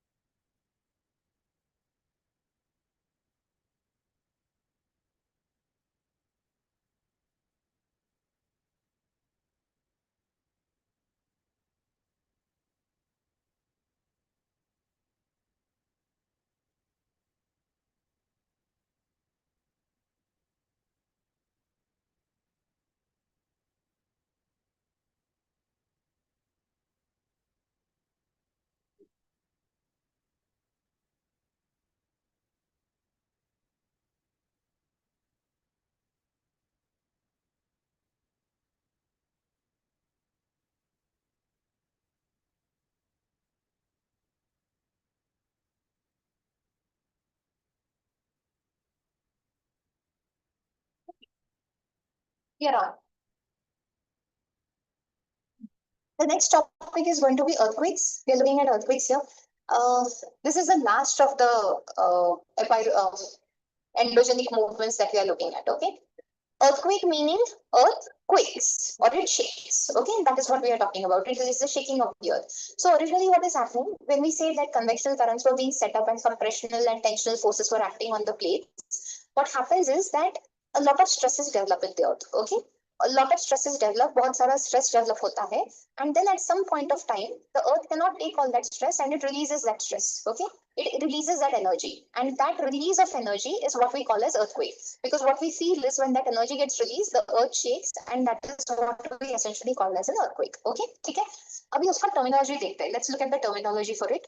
We are saying that, say, suppose this is the surface of the earth. Okay, this is the surface of the earth, and the energy always keeps getting released at a point below the surface of the earth. Okay, it can be closer to the surface, it can be very deep within the surface of the earth, but it will always, the energy that is released in the earthquake is always released at a point that is below the surface of the earth. Okay, this point gets called as the focus or the hypocenter. Okay, there are two names for this point. It is called as the focus or the hypocenter. Okay, the waves, the seismic waves that we call, the waves that are released during an earthquake, they come out from this particular point. Okay, they emerge from this point and they travel in all directions. Okay, so they are going to travel in this direction, they are going to travel in this direction, this, and then inwards also. Okay, out away from the surface also. So in all directions outward, these waves are going to travel. Okay, now we are very much interested in the energy over here.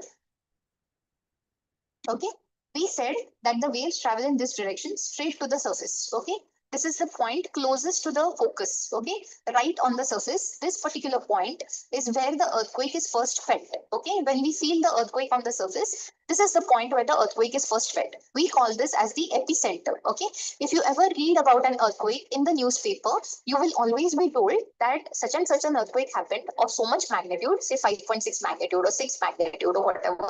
So you now get the earthquake, the measurement of the earthquake also. You get an idea of how violent or severe the earthquake was or not. And secondly, they tell you the epicenter of the earthquake was in such and such place, okay, in XYZ place, okay. So the epicenter is always the place that will get the maximum of damage, and then the areas away from it should ideally suffer lesser and lesser damage, okay. So epicenter always defines the point at which the earthquake waves were first received. Earthquake waves are seismic waves. I should call them seismic waves. So the point at which the seismic waves were first received on the surface of the earth, is called as epicenter. And where are they released? At the focus or the hypocenter. Okay. UPSC loves to ask you questions on what the focus is, what the hypocenter is. If hypocenter and epicenter are the same thing, if focus and hypocenter are the same thing, if the waves are being released at the epicenter or they're being released at the hypocenter, then try to turn and twist the question in many ways, but you need to know your basics very clearly. Okay. Okay. Ask your friend to be quiet. All right. So these are the two things, these two terms you need to know. What is the focus, what the focus is, and what the epicenter is. Okay. Focus is also called as hypocenter. Now, let's look at the various type of waves. Okay. We have two kinds of waves, earthquake waves. We call them body waves, which are either in that also we have primary waves and secondary waves. And then we have surface waves. Okay. Body waves travel through the body of the earth. Okay. They will, when they are released from the focus, the waves will travel through the body of the earth. They are called as body waves. Okay. When they reach the surface, when the body waves reach the surface, they start interacting with the rocks of the surface, rocks of the crust, and they turn into surface waves. Okay. So surface waves are generated by the interaction of the body waves with the surface. Okay. Hence they are called as surface waves. Are we clear? Okay. Body waves are released first as primary waves, and then after a lag you get secondary waves. So body waves are of two types: P waves, primary waves, and secondary waves. Okay. And the types of earthquakes that we have can be deep focus earthquakes or shallow focus earthquakes. If the focus is very deep, then we call them deep focus earthquakes. So we are saying anywhere between 70 to 700 kilometers below the surface of the earth would be called as deep focus earthquakes. Okay. And shallow focus earthquakes are above 70 meters. So if you have above 70 meters, if the 70 meters from the surface of the earth, if the focus lies there, then we call them as shallow focus earthquakes. Okay. Okay. Good so far, people. See, these are the kind of seismic waves that are released. Okay, this is a seismogram that you can see. Seismogram is the actual reading on the seismograph is the instrument that measures the seismic waves, and seismogram is the actual reading that you get. Okay, so look at this. This is the first primary wave that is being released. Okay, amplitude दिख रहा है कितना? Can you make out the amplitude? It is less, right? Primary waves. The amplitude for the primary waves is pretty less, right? Then you can see there is a clear lag. There is a time between which the primary wave travels by itself, and only then the secondary waves start out. Okay. So the secondary, clearly the amplitude of the secondary, hey guys at the back, am I saying anything to the fact that you're not paying attention? Not at all, right? Can you please do me the courtesy of either being quiet in the classroom if you're sitting in this classroom? That is very basic etiquette, guys. I do not have to teach you this when you are 17 years old. You should know this by now.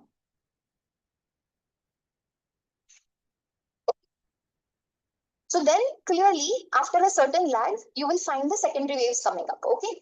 The secondary waves are not released at the same time as the primary waves. There is a clear lag after which the secondary waves start off. Okay. What can you say about the amplitude of the secondary waves? It is clearly greater. Okay. The amplitude of the secondary waves is clearly greater. And then after that, you can clearly see that the primary waves pass first, then the secondary waves pass. And then later, when these primary and secondary waves go and interact with the surface of the rocks or at the surface, then the surface waves are set up. Okay, the surface waves are set up after that, and clearly the amplitude is large over there, which accounts for the fact that you can actually feel the entire earth and the building and everything above it shaking when the earthquake happens. Okay, surface waves have a large amplitude. They are the most dangerous of the waves that we know. Okay. These are the ones that are most harmful for us. Are we good here, people? Samjha aapko what primary waves and secondary waves are? This is the table. Need to learn this properly. Okay. We are looking at various types of waves. The body waves are classified as P waves and S waves. The surface waves are classified as L waves, lump waves, and Rayleigh waves. Okay. Okay. Now look at body waves. Look at the P waves. P waves are the only P waves जो होती है, they are the only ones that are longitudinal. Okay. Longitudinal समझता है आपको? Do you understand what longitudinal waves are?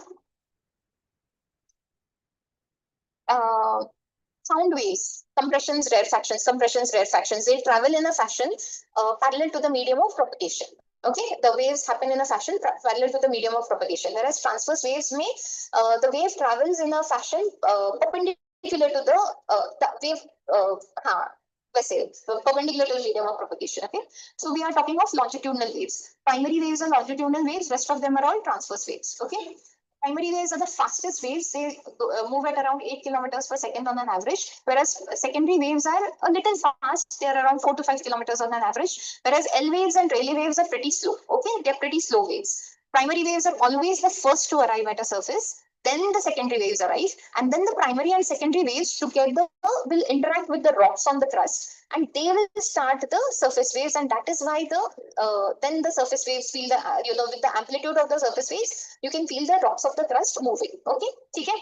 Primary waves की सबसे बड़ी खासियत, the biggest feature of primary waves is this, that they can travel through solid, liquid, and gaseous material. They can travel through every kind of medium. Okay, they do not have any impediment when it comes to a medium. उनको कोई problem नहीं है किसी भी medium में से travel करने को. Okay, ठीक है. Whereas the rest of these waves can only travel through solids and not through fluids. The rest of the waves can only travel through solids. Okay, never through any other medium. Please remember, this is the reason why you will get shadow zones and shadow zones of body waves. Okay, ठीक है. So clearly primary waves का जो shadow zone होता है, that is a bit smaller. And S waves का जो shadow zone होता है, that is clearly a bit greater. Do surface waves have shadow zones? No. Surface waves do not have shadow zones. Only body waves can have shadow zones. Okay? ठीक है? Primary waves are the least harmful for us because they are not doing us any harm, right? They're roaming about in the body. They have no concern with us. Nor do secondary waves. It is only when the primary and the secondary waves reach the crust that they will set up surface waves, and it is the surface waves that causes all the harm in the world. Okay? ठीक है?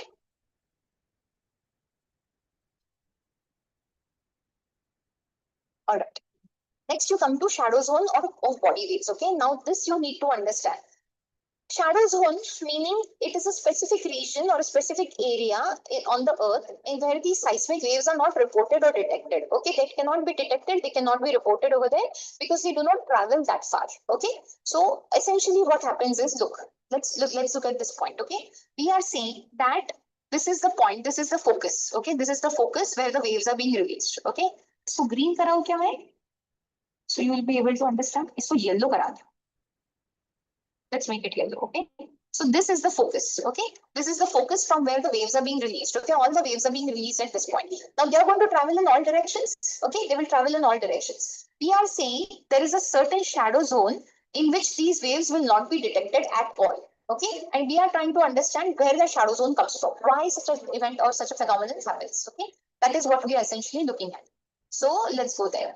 We are saying कि P waves का जो shadow zone होता है, let's look at P waves. Okay, let's consider each wave together. Let's look at P waves first. This is the shadow zone for P waves. Okay, we are saying between this phase and this phase, we will not get any P waves at all. Okay, no matter where you are, no matter where the earthquake happens, from an angle of 105 degrees to an angle of 145 degrees from the point of the focus, you will not receive the P waves. Okay, that is the fundamental.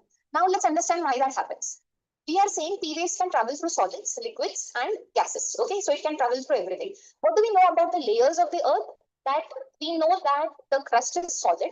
We know that the mantle is semi-solid. Okay, we know that the inner core is liquid and the outer core is solid. So it is the inner core which is going to present a problem. Okay, it is the inner core which is going to present a problem, at least for secondary waves, through which the waves cannot travel at all. Okay.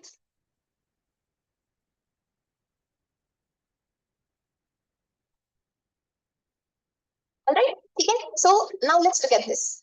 Let's look at the fact that these waves start off over here. Okay. So until the core and mantle boundary, can you see this place? This is the mantle core boundary. Okay. This is the mantle core boundary. Until that problem, there is no problem. The waves keep passing. Okay. Even if the density is a little different, what is the difference between the density of the core and the mantle? A little less. Okay. So these waves are still passing through that. Okay. What happens is when you reach the core boundary, what do you get? Inner core is, outer core is liquid. Okay, so clearly here the density changes very differently, and the primary waves can pass through it, but clearly they'll get refracted. Okay, वो थोड़ा सा refract हो जाते हैं. Remember how light waves used to get refracted because when they travel from one density to another density from a medium of a different densities, so clearly they get refracted. Similarly, these seismic waves also get refracted, and because of that they will travel in this fashion, and for this much space from an angle of 105 degrees to an angle of 145 degrees, you do not detect P waves at all. Okay, from the focus at an angle of 105 to 145 degrees, P waves cannot be detected at all. Okay, is this clear? Okay, let's look at what happens with the secondary waves. Secondary waves reach the core boundary. Okay, they reach the place where the outer core is liquid, and from there on everything stops. Okay, because they cannot be propagated further. They will not pass to the inner core, outer core, and then move to the inner core, and then back to the outer core. That is not going to happen with secondary waves at all. Once the secondary waves reach the core boundary, mantle core boundary, they stop at the outer core and are not propagated any further. So their shadow zone, the shadow zone for the secondary waves is even larger. How much is that? It is 105 degrees onwards. So you say if the focus happens at this particular point, then 105 degrees from that point onwards, you are not going to get any secondary waves at all. Okay, secondary waves will not be detected at all. So which shadow zone is greater, T waves or secondary waves? S waves, है ना? S waves का shadow zone is clearly greater. Okay, ठीक है? Is this clear, people? And shadow zone is a relative concept. I'm not saying that there is a place in the world where S waves or T waves can never be detected. We are saying wherever the focus is, 105 to 145 degrees from there, the shadow zone exists. Okay, so if the focus changes, obviously the shadow zone also changes. Every time the focus changes, the shadow zone relative to it will also change. All right, is this good? So this is the concept of a shadow zone. Do surface waves have a shadow zone? No, they do not travel through the body. They travel through the surface. They have no concept of a shadow zone. Okay. Okay. Now you come to the different types of earth. अरे why not measure? अच्छा, ये उल्टा पुल्टा हो गया. कोई बात नहीं. Different types of earthquakes देखते हैं. There is a tectonic earthquake which happens because the plates are moving and all. That's the tectonic earthquake. Volcanic earthquake meaning there is a volcanic eruption that happens, and the stress that is built in that is released in the form of an earthquake. So there is a very famous mountain in Washington. USA में एक state है यहाँ पे इस तरफ. Okay. In this part of USA, there is a state called as Washington. I am not talking of Washington DC, the capital. The Washington DC, the capital, is somewhere over here. Okay, I am talking of a state here which is called Washington. It is called Washington State. Okay, so there is a mountain over there, Mount St. Helens. Okay, so clearly Rockies ka part hai. It is a part of the Rockies, and that mountain erupts very happily. It erupts in a क्या भैया Rocky Mountains के बारे में कुछ और बताओ. Mineral sources minerals का बहुत बड़ा सोर्स है. It's a great source of minerals. It is tourism के लिए ग्रेट है. जैसे अपने यहाँ पे हिमालयस है. रॉकी माउंटेन्स का क्या बताऊं मैं. और अल्पाइन ओरिजिनी का पार्ट है. So that is there. हाँ, like over the course of time there were 4 orogenies that happened.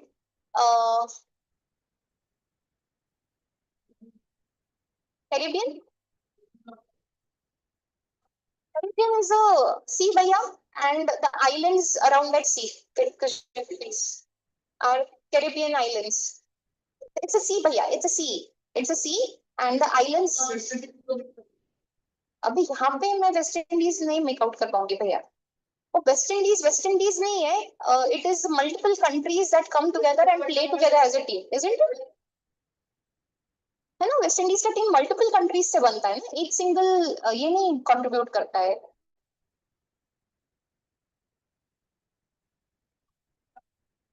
अच्छा, ओके. नहीं, नो वरीज. ये मैं तो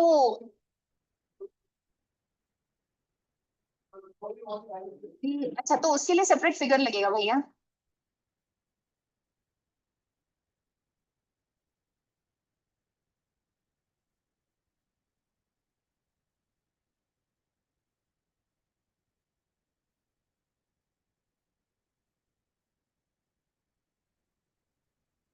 ये इनफ अच्छा नहीं दिखेगा. This should go. Should be better.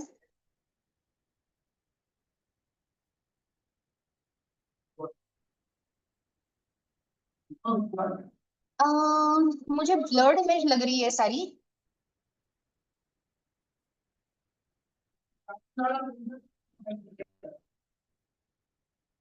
Trinidad and Tobago I think.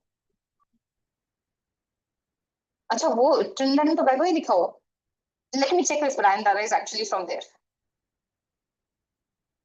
हाँ, Trinidad, yeah. Trinidad.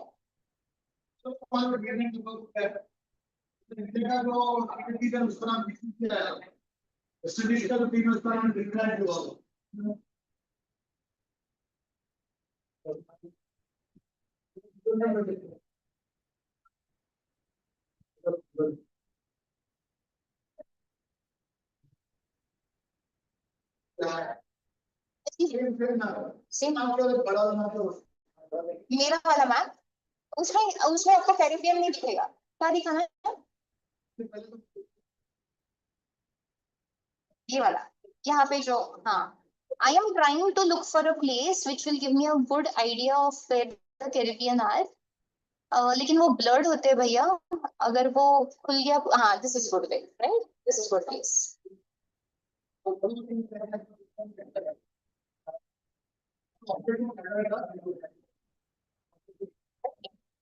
You come to my doctor.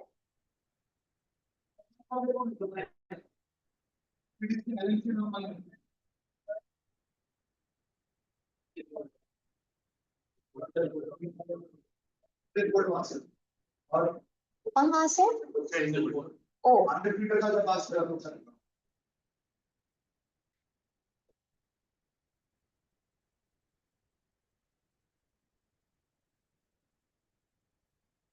okay, I go Cuba. You can see Cuba. It's a proper specific country, so वो मिल जाता है आपको. You can see Jamaica over here. There's of course the Dominican Republic and Haiti. You can see those also. यहाँ पर San Juan मिलता है आपको, जिसका, लेकिन San Juan Puerto Rico is USA का part. It is not. It is attached to USA. वो USA का territory बन के आता है. And then of course you have these lesser Antilles, है ना? वो lesser Antilles में फिर आपको ये सारे छोटे वाले मिल जाते हैं. So you will get Antigua and Barbuda, okay, and then I can't even pronounce the names of these here. Martinic Islands. Remember मैं आपको बता रही थी, sorry भैया, I was just giving them that reference. Martinic Islands में मैंने आपको Mount PD का explosion बताया था, that is over here, okay? ये French territory हुआ करती थी, so you can guess it by the name also, that the names sound like that, okay? Then ये Saint Vincent and Grenadines भी है यहाँ पे, Saint George's है, Kingstown है, Saint Lucia and all, Barbados पता है, Barbados is who's that guy? Boss बुलाते हैं उसको IPL में. Who's that guy? Chris Gale. Chris Gale. He should be from Barbados if I'm not wrong. Rihanna is from Barbados if I'm not wrong. Yeah, yeah. वो बीवी है नहीं भैया, वो बीवी नहीं बुला सकते. Sorry, I can't.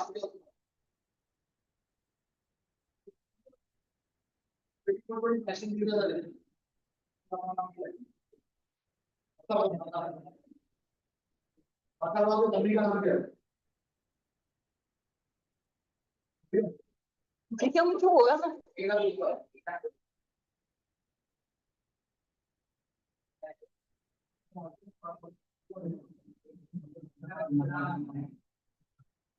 Yeah, so the people. Okay. The second is, like I was saying, Mount St. Helens is very famous for eruptions and then followed by seismic tremors. And then sometimes there is a volcano, there is a proper, this that occurs, a seismic event that occurs, an earthquake occurs, followed by a volcanic eruption. So that mountain is famous for that. The volcano ke baad seismic event ke baad volcanic eruption. Okay? Then there is a collapse kind of thing. This you need to understand. When there are very huge mines and very deep mines. कौन सा?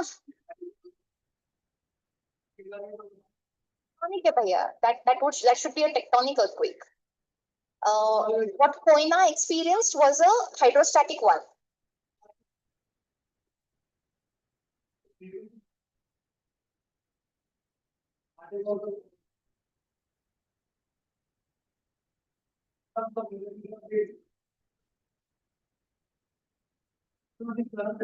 मेरे हिसाब से तो होना चाहिए.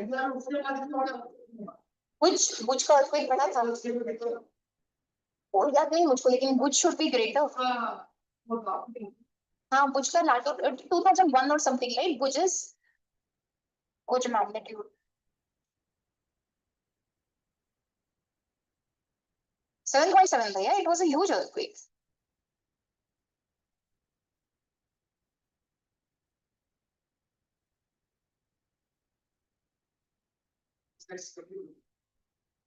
Latur का earthquake 6.2 का था, so clearly Bhuj was a greater one.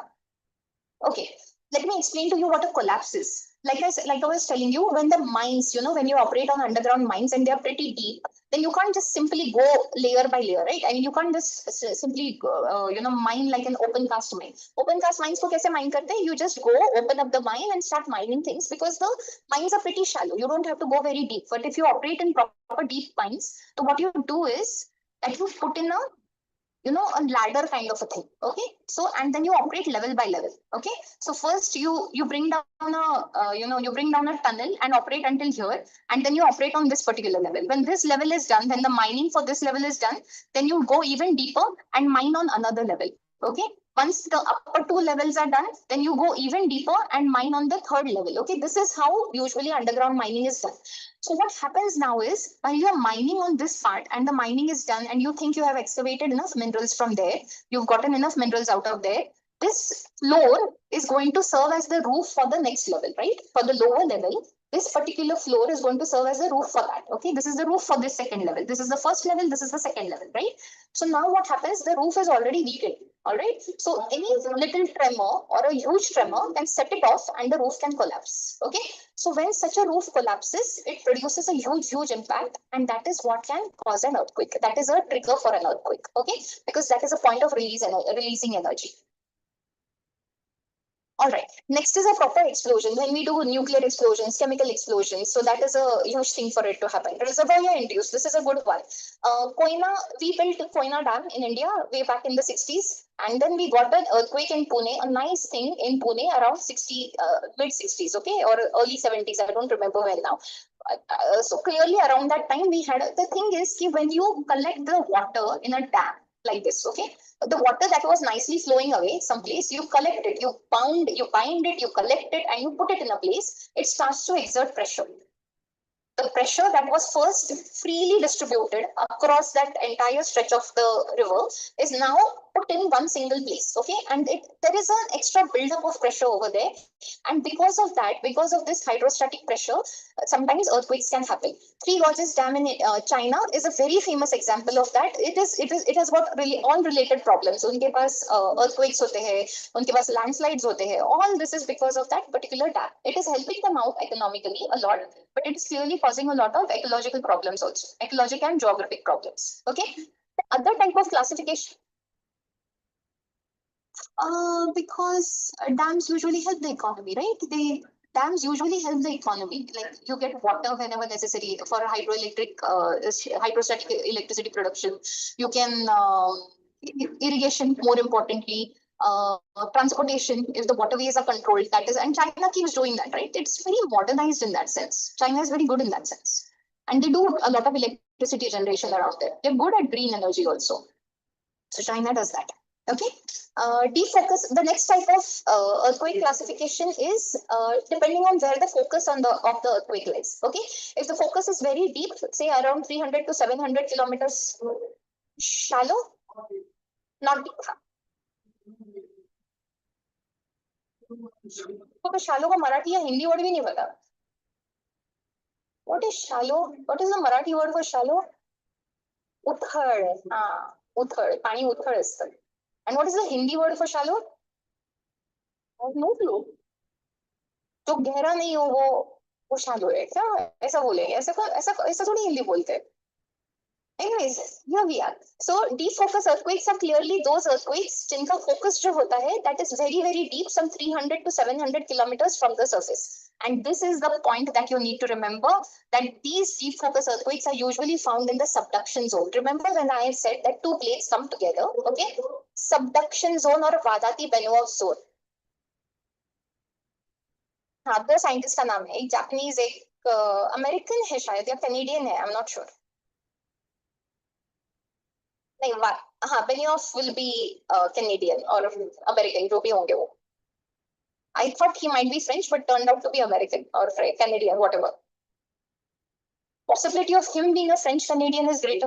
Anyways, so here we are. We were saying that when these two plates come together, when there is a convergent boundary, okay, so what happens is when the plates cannot come any further towards each other, the older, thicker, denser plate bends a little, okay, and it goes underneath the newer plate, okay, and this part where it is going underneath that plate, this part where it is going underneath that plate, this part, okay, that is called as a subduction zone, okay, a subduction zone or the Vardaki-Benioff zone, okay. So this particular zone is where along this line, it is extremely highly vulnerable, okay. वो सारे जो focus होते हैं आपके, वो सारे इस line के along setup होते हैं, okay, ठीक है. This is the subduction zone where the most focus of the earthquakes lies, okay, ठीक है. ये जो earthquakes होते हैं, they are widely felt. See, if the earthquake is clearly deep beneath, the waves are going to travel farther and farther, okay. तो ये दूर दूर तक ये earthquake you can feel, but the surface waves are very minimal because it takes a long time for the primary waves to reach the surface, right? After that, the surface waves are going to be set up. So clearly, तब तक बहुत सी energy dissipate हो गई है, and you do not have enough energy to create bigger surface waves. So even though the earthquakes are widely felt, they will be less damaging. On the other hand, let's look at the shallow earthquakes, okay, shallow focus earthquakes. These are also called as crustal earthquakes because the focus lies within 70 kilometers, okay, 70 kilometers of the earth में मिल जाता है आपको focus. They are less widely felt, थोड़े area में feel होते, but they can be very, very damaging. Shallow focus earthquakes are the ones we need to be wary of, okay. We need to be very careful with shallow, not that we can do anything about it, but shallow focus earthquakes are the ones that are most damaging to human beings or to the infrastructure on the earth. All right, ठीक है. Okay, here we are. How do you measure earthquakes? These are two of the earlier scales that we used to use, Richter scale and Mercalli scale. Mercalli scale first, it used to measure the intensity of an earthquake, how severe the earthquake was, okay? And when we say we measured the intensity of the earthquake, we measured it on the basis of how much damage this earthquake has done, all right? That was the way of defining the intensity of the earthquake. It was devised by Giuseppe Mercalli in 1902, and it just takes into account the observations, like, you know, how many buildings fell, or how many people died, or how much economic, damages did you have to suffer. This is what it takes into account, and this is what usually it considers to calculate how intense the earthquake was, okay. The greater the damage to the infrastructure or life and money and economic issues, then clearly the intensity of the earthquake would be greater, okay. So the range of the Mercalli scale would be 1 to 12, okay. This is not a scale, but it is 1 to 12, 1 being not felt also and 12 being quite severe, okay. Great destruction, total destruction, okay. This was what a Mercalli scale looks like. Now contrast it with, say, the Richter scale. Richter scale was the one that we used until very recently. We used to use this. Now we use the moment magnitude scale. Richter scale is what we used to use very recently, okay. Richter scale does not measure the intensity, it measures the energy or the magnitude of the earthquake. When earthquake waves are released, when the seismic wave is released, the Richter scale tends to calculate the amplitude, and based on the amplitude, it makes the observations of how great the amplitude is and hence how great the energy released would be. Okay, ठीक है? ये method Charles Richter ने devise किया था way back in 1935. And it uses a proper instrument. Did Mercalli scale use an instrument? No, you could only see how many. I told you, right? You make observations of what damages you suffered and hence calculate the intensity. With the Richter scale, there is a proper instrument called as a seismograph, and it produces.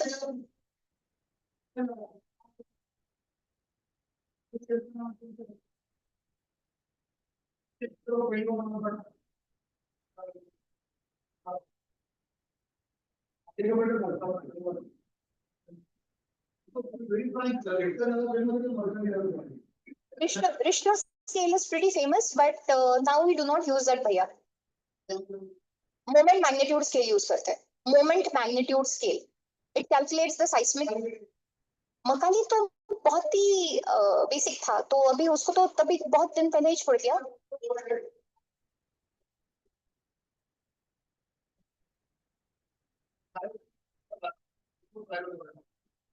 Oh.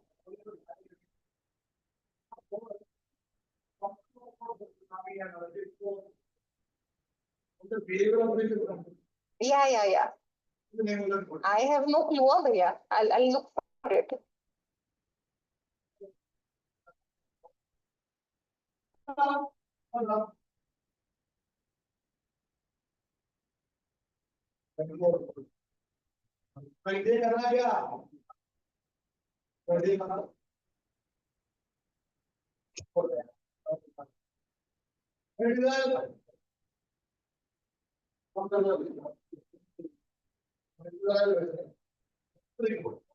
Yeah.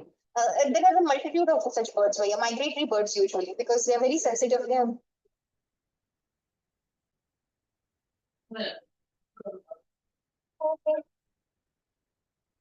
हाँ migratory bird होना चाहिए, flamingo है, flamingo is that bird. Anyways, back to Richter scale. तो Richter scale जो होता है, it's a logarithmic scale. It calculates the logarithm of the amplitude of the wave, makes a proper calculation. This is a very scientific scale. This is a proper scientific instrument to calculate the amplitude of the wave and hence the magnitude of the earthquake also based on it. The range for this is 0, where you do not feel the earthquake at all, to 10 plus. It does not have an upper limit. You say 10 plus, where in near destruction you're saying at 10 plus the entire earth will split into two and clearly there will be no need to measure anything else. Okay, so we are saying 10 plus ke earthquakes would be really greater. Okay, that is what we are saying. Okay, now there is a scale that we haven't mentioned over here. I have not written it over here, but you need to know what that is. We are saying it is moment magnitude scale. Okay, कौन ऐसे लिखता है?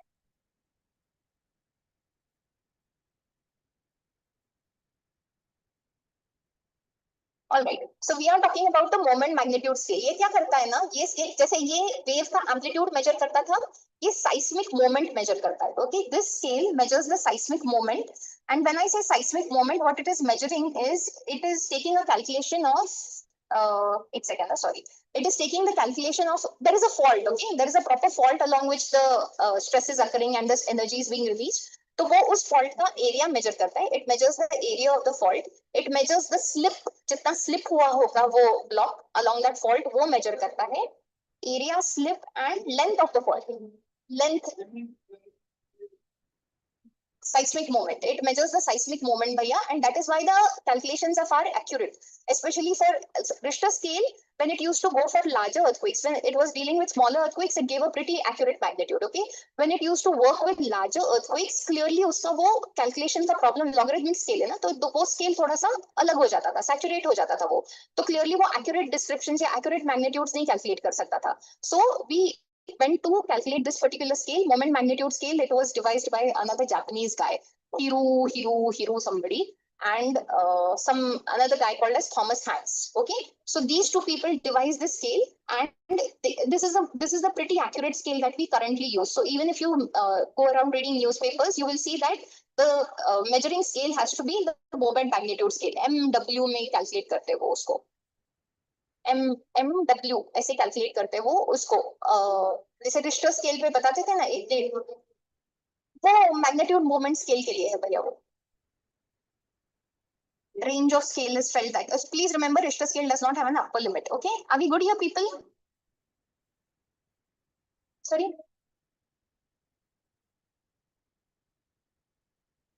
is there a measurement for it? Yeah, it gives you, I'll give you the calculation also. Rigidity into area into, what was that, slip. This is the calculation. Rigidity into area into slip for the fault.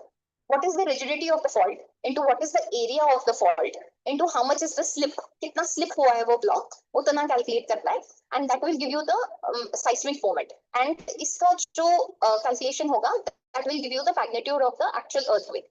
So based on the physical dimensions of the fault, it will tell you how big or how severe or how intense the earthquake was. Okay, ठीक है? Are we good here, people? You will understand the strength of the earthquake, okay? Not the intensity of the earthquake, sorry. Strength of the earthquake मिलती है आपको. चलो यार, this is very important. Is your questions आते हैं. We are going to see. क्या भैया?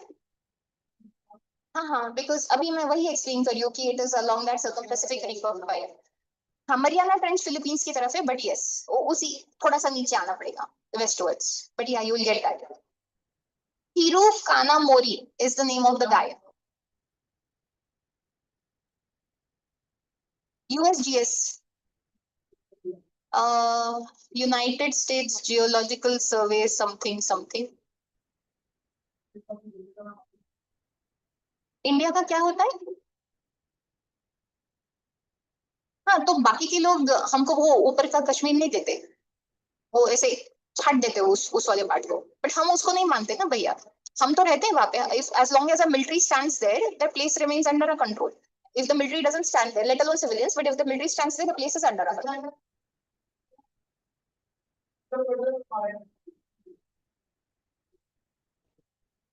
People. Okay, so we are looking at the distribution of volcanic and seismic activity world over. Okay, उसके लिए आपको 4 main belts study करने पड़ते हैं. This is the circum-Pacific belt. Okay, Pacific Ocean के ठीक around the Pacific belt, you will find a entire a horseshoe-shaped region of volcanic and seismic activity. The other is the mid-oceanic ridge. Okay, mid-oceanic ridge would be this. This is the mid-oceanic ridge. Can you see this? This is the mid-oceanic ridge or mid-Atlantic ridge. Okay, this is the second part.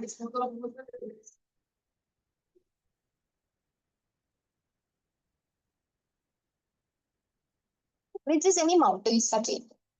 Mountains would be rich. Okay, ठीक है. Then next is the mid continental belt, Himalayas वगैरह mid continent के बीच में जो आपको मिल जाएगा वो वाला mid continental belt. And last is the East African rift system. Okay, these are the 4 places where most of the volcanic and seismic activity is concentrated, and we will look at that. All right, ठीक है.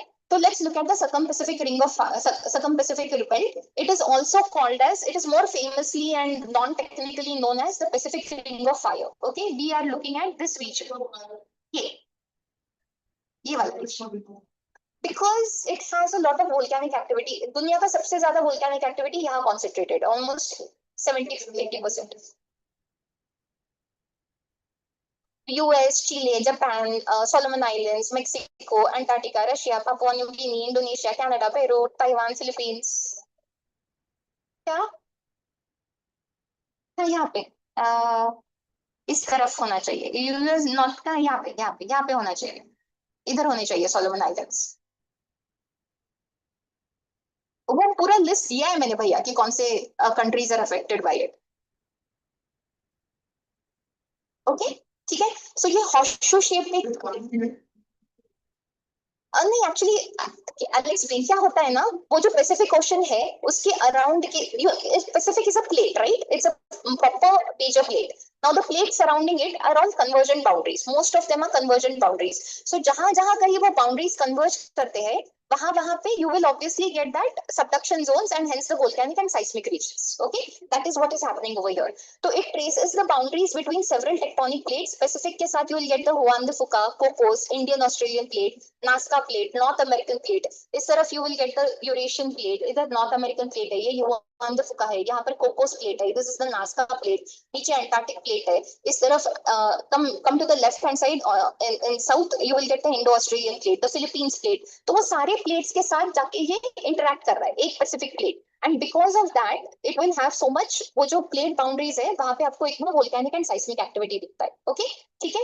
And these are the various countries that are being affected by it. These are those different countries that are affected by it. So I'll point out those countries also to you.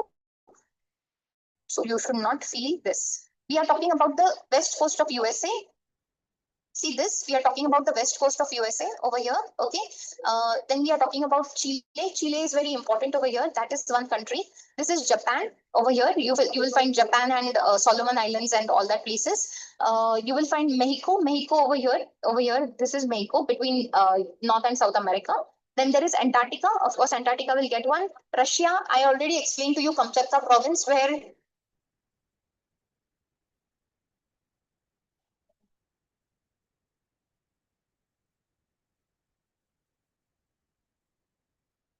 okay. I know Mexico is there, obviously. I already told you about the Kamchatka province in Russia where you had a valley of geysers. So that is there. Papua New Guinea over here, Indonesia का जो white का part है ना, वो आगे continue करते हैं, वो separate country बन जाती है. That is Papua New Guinea.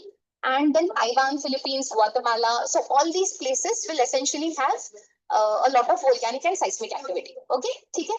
तो इट इज एसोसिएटेड. अब यहाँ पे आपको डीप ट्रेंचेस मिलेंगे, रिफ्ट्स मिलेंगे, volcanic mountains मिलेंगे, volcanic activities मिलेंगे. It can be really scary. You will find a lot of geysers and hot springs and fumaroles, all that thing. You will find the works over here. Okay. Mid-oceanic ridge. Okay, now yesterday I had already shown you Iceland and the mid-oceanic ridge, right? This is the mid-oceanic ridge that we are talking about. Atlantic के बीच में से you will find a submerged mountain chain. Okay, a submerged mountain chain made up of volcanic mountains. Okay, what is happening is the plates are being divergent plates. Clearly, guys, can you please not talk? There are divergent plates. The plates are going away from each other. The lava keeps upwelling from beneath. Okay, and because of that, you can see a proper mountainous ridge being formed. Okay, all along the Atlantic floor. And this is the mid-Atlantic ridge. Okay, तो ये जो mid-Atlantic ridge है, यहाँ पर आपको usually moderate shallow focus earthquakes मिलते हैं, and of course volcanic activity तो मिलती है. I had shown you that Iceland and that mid-oceanic ridge in Iceland, right? वो already हो गया था. And mid-oceanic ridge anyways happens to be the longest mountain range also on the earth. Okay. अगर अर्थ के ऊपर पानी के ऊपर देखनी है तो that is going to be Andes. अगर पानी के नीचे वाली भी कंसिडर करनी है तो that is clearly going to be the mid oceanic ridge और the mid Atlantic ridge. Okay, mid continental belt मानी ये पार्ट वर्ल्ड है ना ये. Okay, so we are looking at this Alps, this and this Rockies, Andes. वो Rockies थोड़ा shift हो गए, लेकिन Rockies, Andes, Alps and Himalayas. Okay, Alpine orogeny के जितने भी mountains है, वहां पर भी आपको volcanic and seismic activity मिलती है. Around 20% of the world's seismic activity and volcanic activity happens over here. Let me remind you, Himalayas are the only places, or rather only mountains in the Alpine orogeny that do not show evidence of volcanic activity. Okay, बाकी हर जगह पे आपको active volcanoes मिल जाते हैं. Alps में मिल जाएंगे, Rockies में भी होते हैं, and Andes में भी मिल जाएंगे. Only Himalayas do not show those. Okay, ठीक है. And the last of this is the East African system. Okay, East African rift, ये अफ्रीका का पार्ट है. Looking at this particular part of Africa.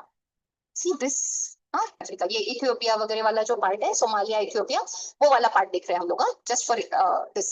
तो this is the horn of Africa people. इसको ना horn of Africa बुलाते हैं. दिख रहा है आपको ये वाला पोर्शन ऐसे, राइट? तो यहाँ पर क्या होता है ना, there is the Afar triangle. Afar इसलिए क्योंकि वो 3 प्लेट्स का जंक्शन है, अफ्रीकन, अरेबियन एंड ये सोमालियन प्लेट. ओके, तो ये सब साथ आ रहे हैं वहां पे. तो ये अफार जंक्शन जो है, वहां से वो प्लेट टूट रही है. It is breaking. Okay, because it is in, वो tensional forces are acting. It is a divergent boundary. So the plate is breaking over here along this side. Okay, ऐसे और ऐसे, ऐसे दोनों तरफ से वो प्लेट टूट रही है. It is literally breaking. The plate is breaking. Of course it will take another 10 million years for the break and the rift to actually show, but it is currently in the system of, it is in the process of breaking. Okay, or splitting.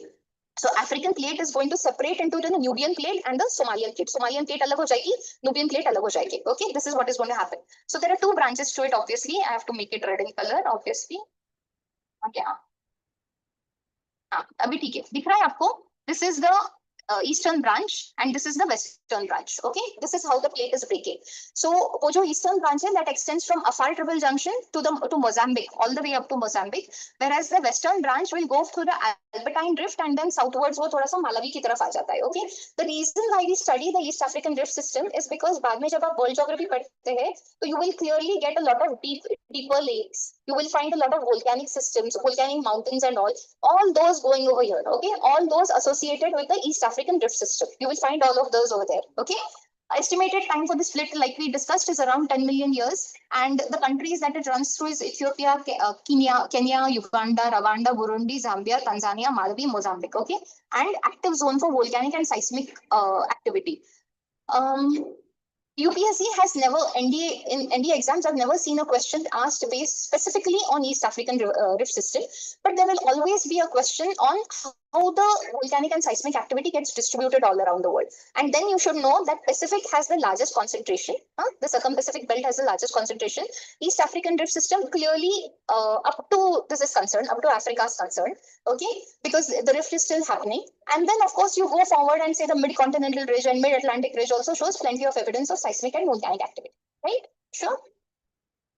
हाँ, ring of fire, Pacific ring of fire बुलाते हैं उसको, लेकिन उसका technical नाम circum Pacific belt है.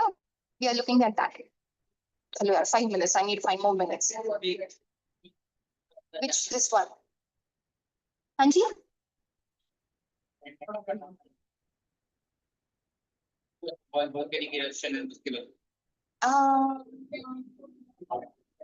I need more data on that. There is a theory, but I have not seen any major tell me about it. So no, clearly not. I'm not. One more slide, a slide above. This slide. नीचे वाला.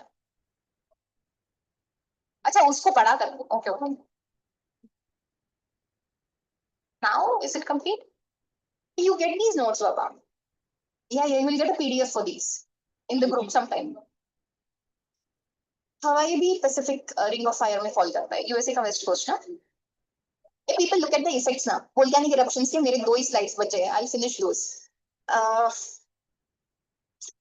You have volcanic eruptions के effects are your ashes गिरते हैं, people may choke on it, and that's a very common hazard, right?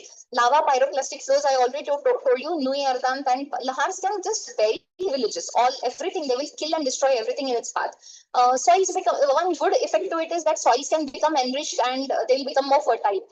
वो ना जावा islands पता है, जावा नाम का एक जगह है, राइट? तो क्लियरली वहां पे अच्छा खासा वोल्केनिक एक्टिविटी होता है, and people choose to live over there because the soil is enriched every time, and then every time the volcano has to erupt, the government has to run double time and get the people evacuated correctly within time, because the villages get settled over there. A lot of villagers get settled over there. Okay, one more important thing is the sulfur dioxide that is released, those sulfur particles, they go and corrode the engines, aircraft ke engines corrode karte hain. So once a volcanic eruption happens, usually all flying activity near that area is stalled for at least 3-4 days, depending on how huge the eruption was. Okay, because it may corrode aircraft engines, and the aircraft engine might stop midway somewhere in the middle while in flight. So clearly you don't want to take that risk. We are not all Leonardo DiCaprio. दो बच्चे बैठे हैं जिनको सिर्फ अंग्रेजी समझ आती है, तो my lecture is particularly for them. I'm hoping the rest of you can understand English. नहीं उनको समझ में आता है. People, you're getting what I'm saying, right? Yes, they're getting. And anyways, the ones that are paying attention are getting. Okay. SO2 की वजह से जो क्लाउड्स बनते हैं, सल्फ्यूरिक एसिड के जो क्लाउड्स बनते हैं, they will usually reflect back all the sunlight that is received, and then एक global cooling का effect मिल जाता है, depending on how huge the explosion is. वो Iceland में there was an explosion which had caused a nice global cooling effect for some time. Okay, the year later, it can cause rains, thunder, lightning, static electricity, and works that come with it, and एक tsunami आ सकती है volcanic eruptions की वजह से. As long as the volcanic eruptions happens under a sea or a huge water body, a tsunami can occur. Okay, earthquakes effects can be, it can destroy the crust, it can destroy the infrastructure on the crust, structural collapse हो जाता है पूरी की पूरी तरह से, right? Ground lurch करता है, displace कर जाता है, run off कच्चे से टूट हो गया था, that sort of thing. Landslides is a common thing, mudslides हो जाते हैं. We've seen that. Floods can happen from dams and levee failures, because that is very normal, right? The wall of the dam or the levee can collapse completely, and the entire water can come out, and then that will be a different effect altogether. Fires हो सकते हैं, avalanches हो जाते हैं, tsunamis हो सकते हैं, and communication lines can obviously get disrupted. Okay, fires can be set. Gas line जा रही है, let's imagine that, and then earthquake हो गया, and then how long does it take for a spark to happen and stuff like that? Friction चाहिए आपको बस. Okay, the last part of this is a tsunami. Okay, tsunamis जो होते हैं after effect of an earthquake or a volcanic eruption. Okay, please remember, it is an effect of an earthquake or a volcanic eruption. Tsunamis do not cause earthquakes and volcanic eruptions. Okay, it does not work the other way around. That is one thing that you need to remember. All right, first of all, what happens is a tsunami is essentially a huge wave of water, a series of waves. Okay, it is a huge wave. First of all, it's a very huge and tall wave, and it can be in the form of a series of waves. Okay, what really happens is, somewhere deep over here, somewhere in the middle of the sea, an eruption happens, a volcanic eruption happens, or an earthquake happens. Okay, a lot of amount of energy is released, a huge tremendous amount of energy is released, and that energy is then transferred to the water. What does the water do with that energy? It takes that energy and starts to move, okay, in opposite directions. In the middle of the sea, the water starts to move. Let's say, suppose that you are over there where the eruption has happened, and you are there where the tsunami started in a cruise ship. Okay, you will not feel much of it. You will just feel a little lurch, but you will not feel much of it. Okay, you won't even feel the tsunami, because you're still in the deep sea. You have a lot of depth for the water waves, and clearly you will not feel anything. Okay, now what happens is, when these waves are traveling over here, when these waves are in the middle of the ocean, they will clearly have lesser amplitudes. Okay, because they have a lot of depth to it. As and how they approach the shore, as and how these waves, they're going in both directions. The one that travels towards the sea clearly has no problem. As and how these waves start to approach the shore, what happens is the depth starts to reduce, right? वो depth reduce होने लगता है, तो wave का ये जो sea wave है, the amplitude for it starts to increase. Okay, it starts to become bigger and bigger, because वो इस तरह से compress हो जाता है. All right, so The wave that was a little small, little gentle wave over here suddenly starts to become higher over here. Okay, and it feels like a huge wall of water has risen right on the beach. That is what it appears like. All right. So this is what is essentially the tsunami is, and then that entire wall of water comes and crashes directly on the coast. Okay. So tsunami mein the vulnerability is always the coast, only the coast. Okay. See, a kilometer or 2 kilometers up to the coast, but that is the vulnerability. Okay. It won't, the water doesn't go very far inland. And clearly जितना post होता है वही एक बहुत vulnerable चीज रह जाती है. That is the one thing where most of the destruction happens. Okay. So first of all, the energy is released at some point in the sea. Then the energy is transferred to water. Water takes that energy, starts to move forward. If the water starts to move towards the coast, clearly the amplitude of the waves rises because the bottom drops. The bottom is less, the depth is less. So the amplitude of the wave starts to rise, and this huge wave then goes and collapses on the beach. Okay, that is the problem with the tsunami. There is also one thing called as a drawback. Drawback का मतलब होता है कि how does a wave travel, people? In the form of a crest and a trough, right? This is the crest, this is the trough. This is how the wave travels, right? So when the crest reaches, you clearly feel that the tsunami has come. Okay?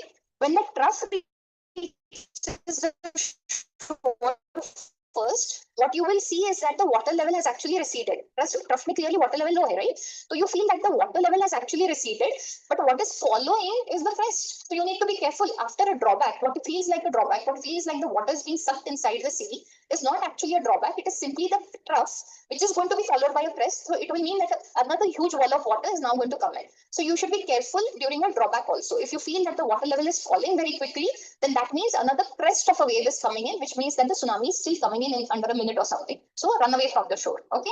Tsunami is the height jo hota hai, that can be anywhere between 10 to 30 feet. The maximum that has been reported has been close to 70 to 100 feet. Okay, that has been the largest ones. That sea coasts are always, vulnerable to that. What we are looking for in tsunamis is, we have, after that Indonesia wala 2004 wala tsunami, we started being, a lot of, Kerala was affected, Tamil Nadu was badly affected, Thailand, Indonesia very badly affected. So Odisha में इतना नहीं हुआ. ओडिशा में कहाँ इतना हुआ? नुकसान हुआ? क्या बात कर रहे हैं आप? Oh, I did not know of this. I only knew of Tamil Nadu and Kerala.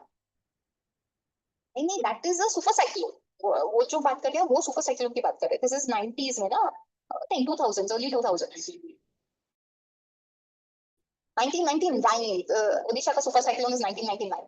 Anyways, so no, that is a different thing. That is an atmospheric phenomenon. This is a proper after effect of a. This was a earthquake की वजह से हुआ था ये.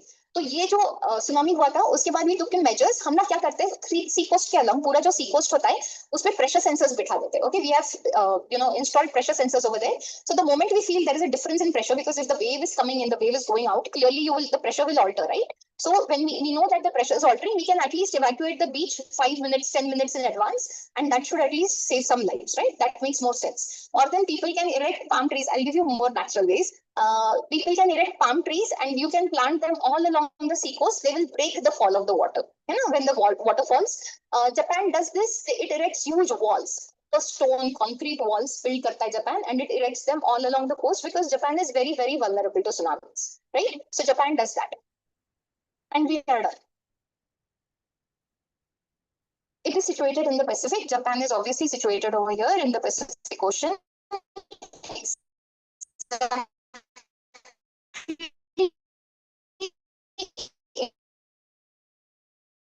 In the Pacific ring of fire, so it gets multiple. People over there don't build those concrete, steel, glass buildings. नहीं बना रहे ना. What they are making is those proper wooden houses that will allow this to pass. Destruction भी कम होता है. अपने sir पे wood गिरना better होता है as opposed to steel and concrete, right? Yeah, they have underground bunkers also. They do have that, but currently they are just because the city, especially cities like Tokyo and all, are growing very much, and you're still as much vulnerable to earthquakes over there. Also, people try to look for much easier ways of getting out. Even USA does that. The west coast of USA also does that. They ask you to go and hide under tables. San Francisco, because of the San Andreas fault. Okay, thank you, people.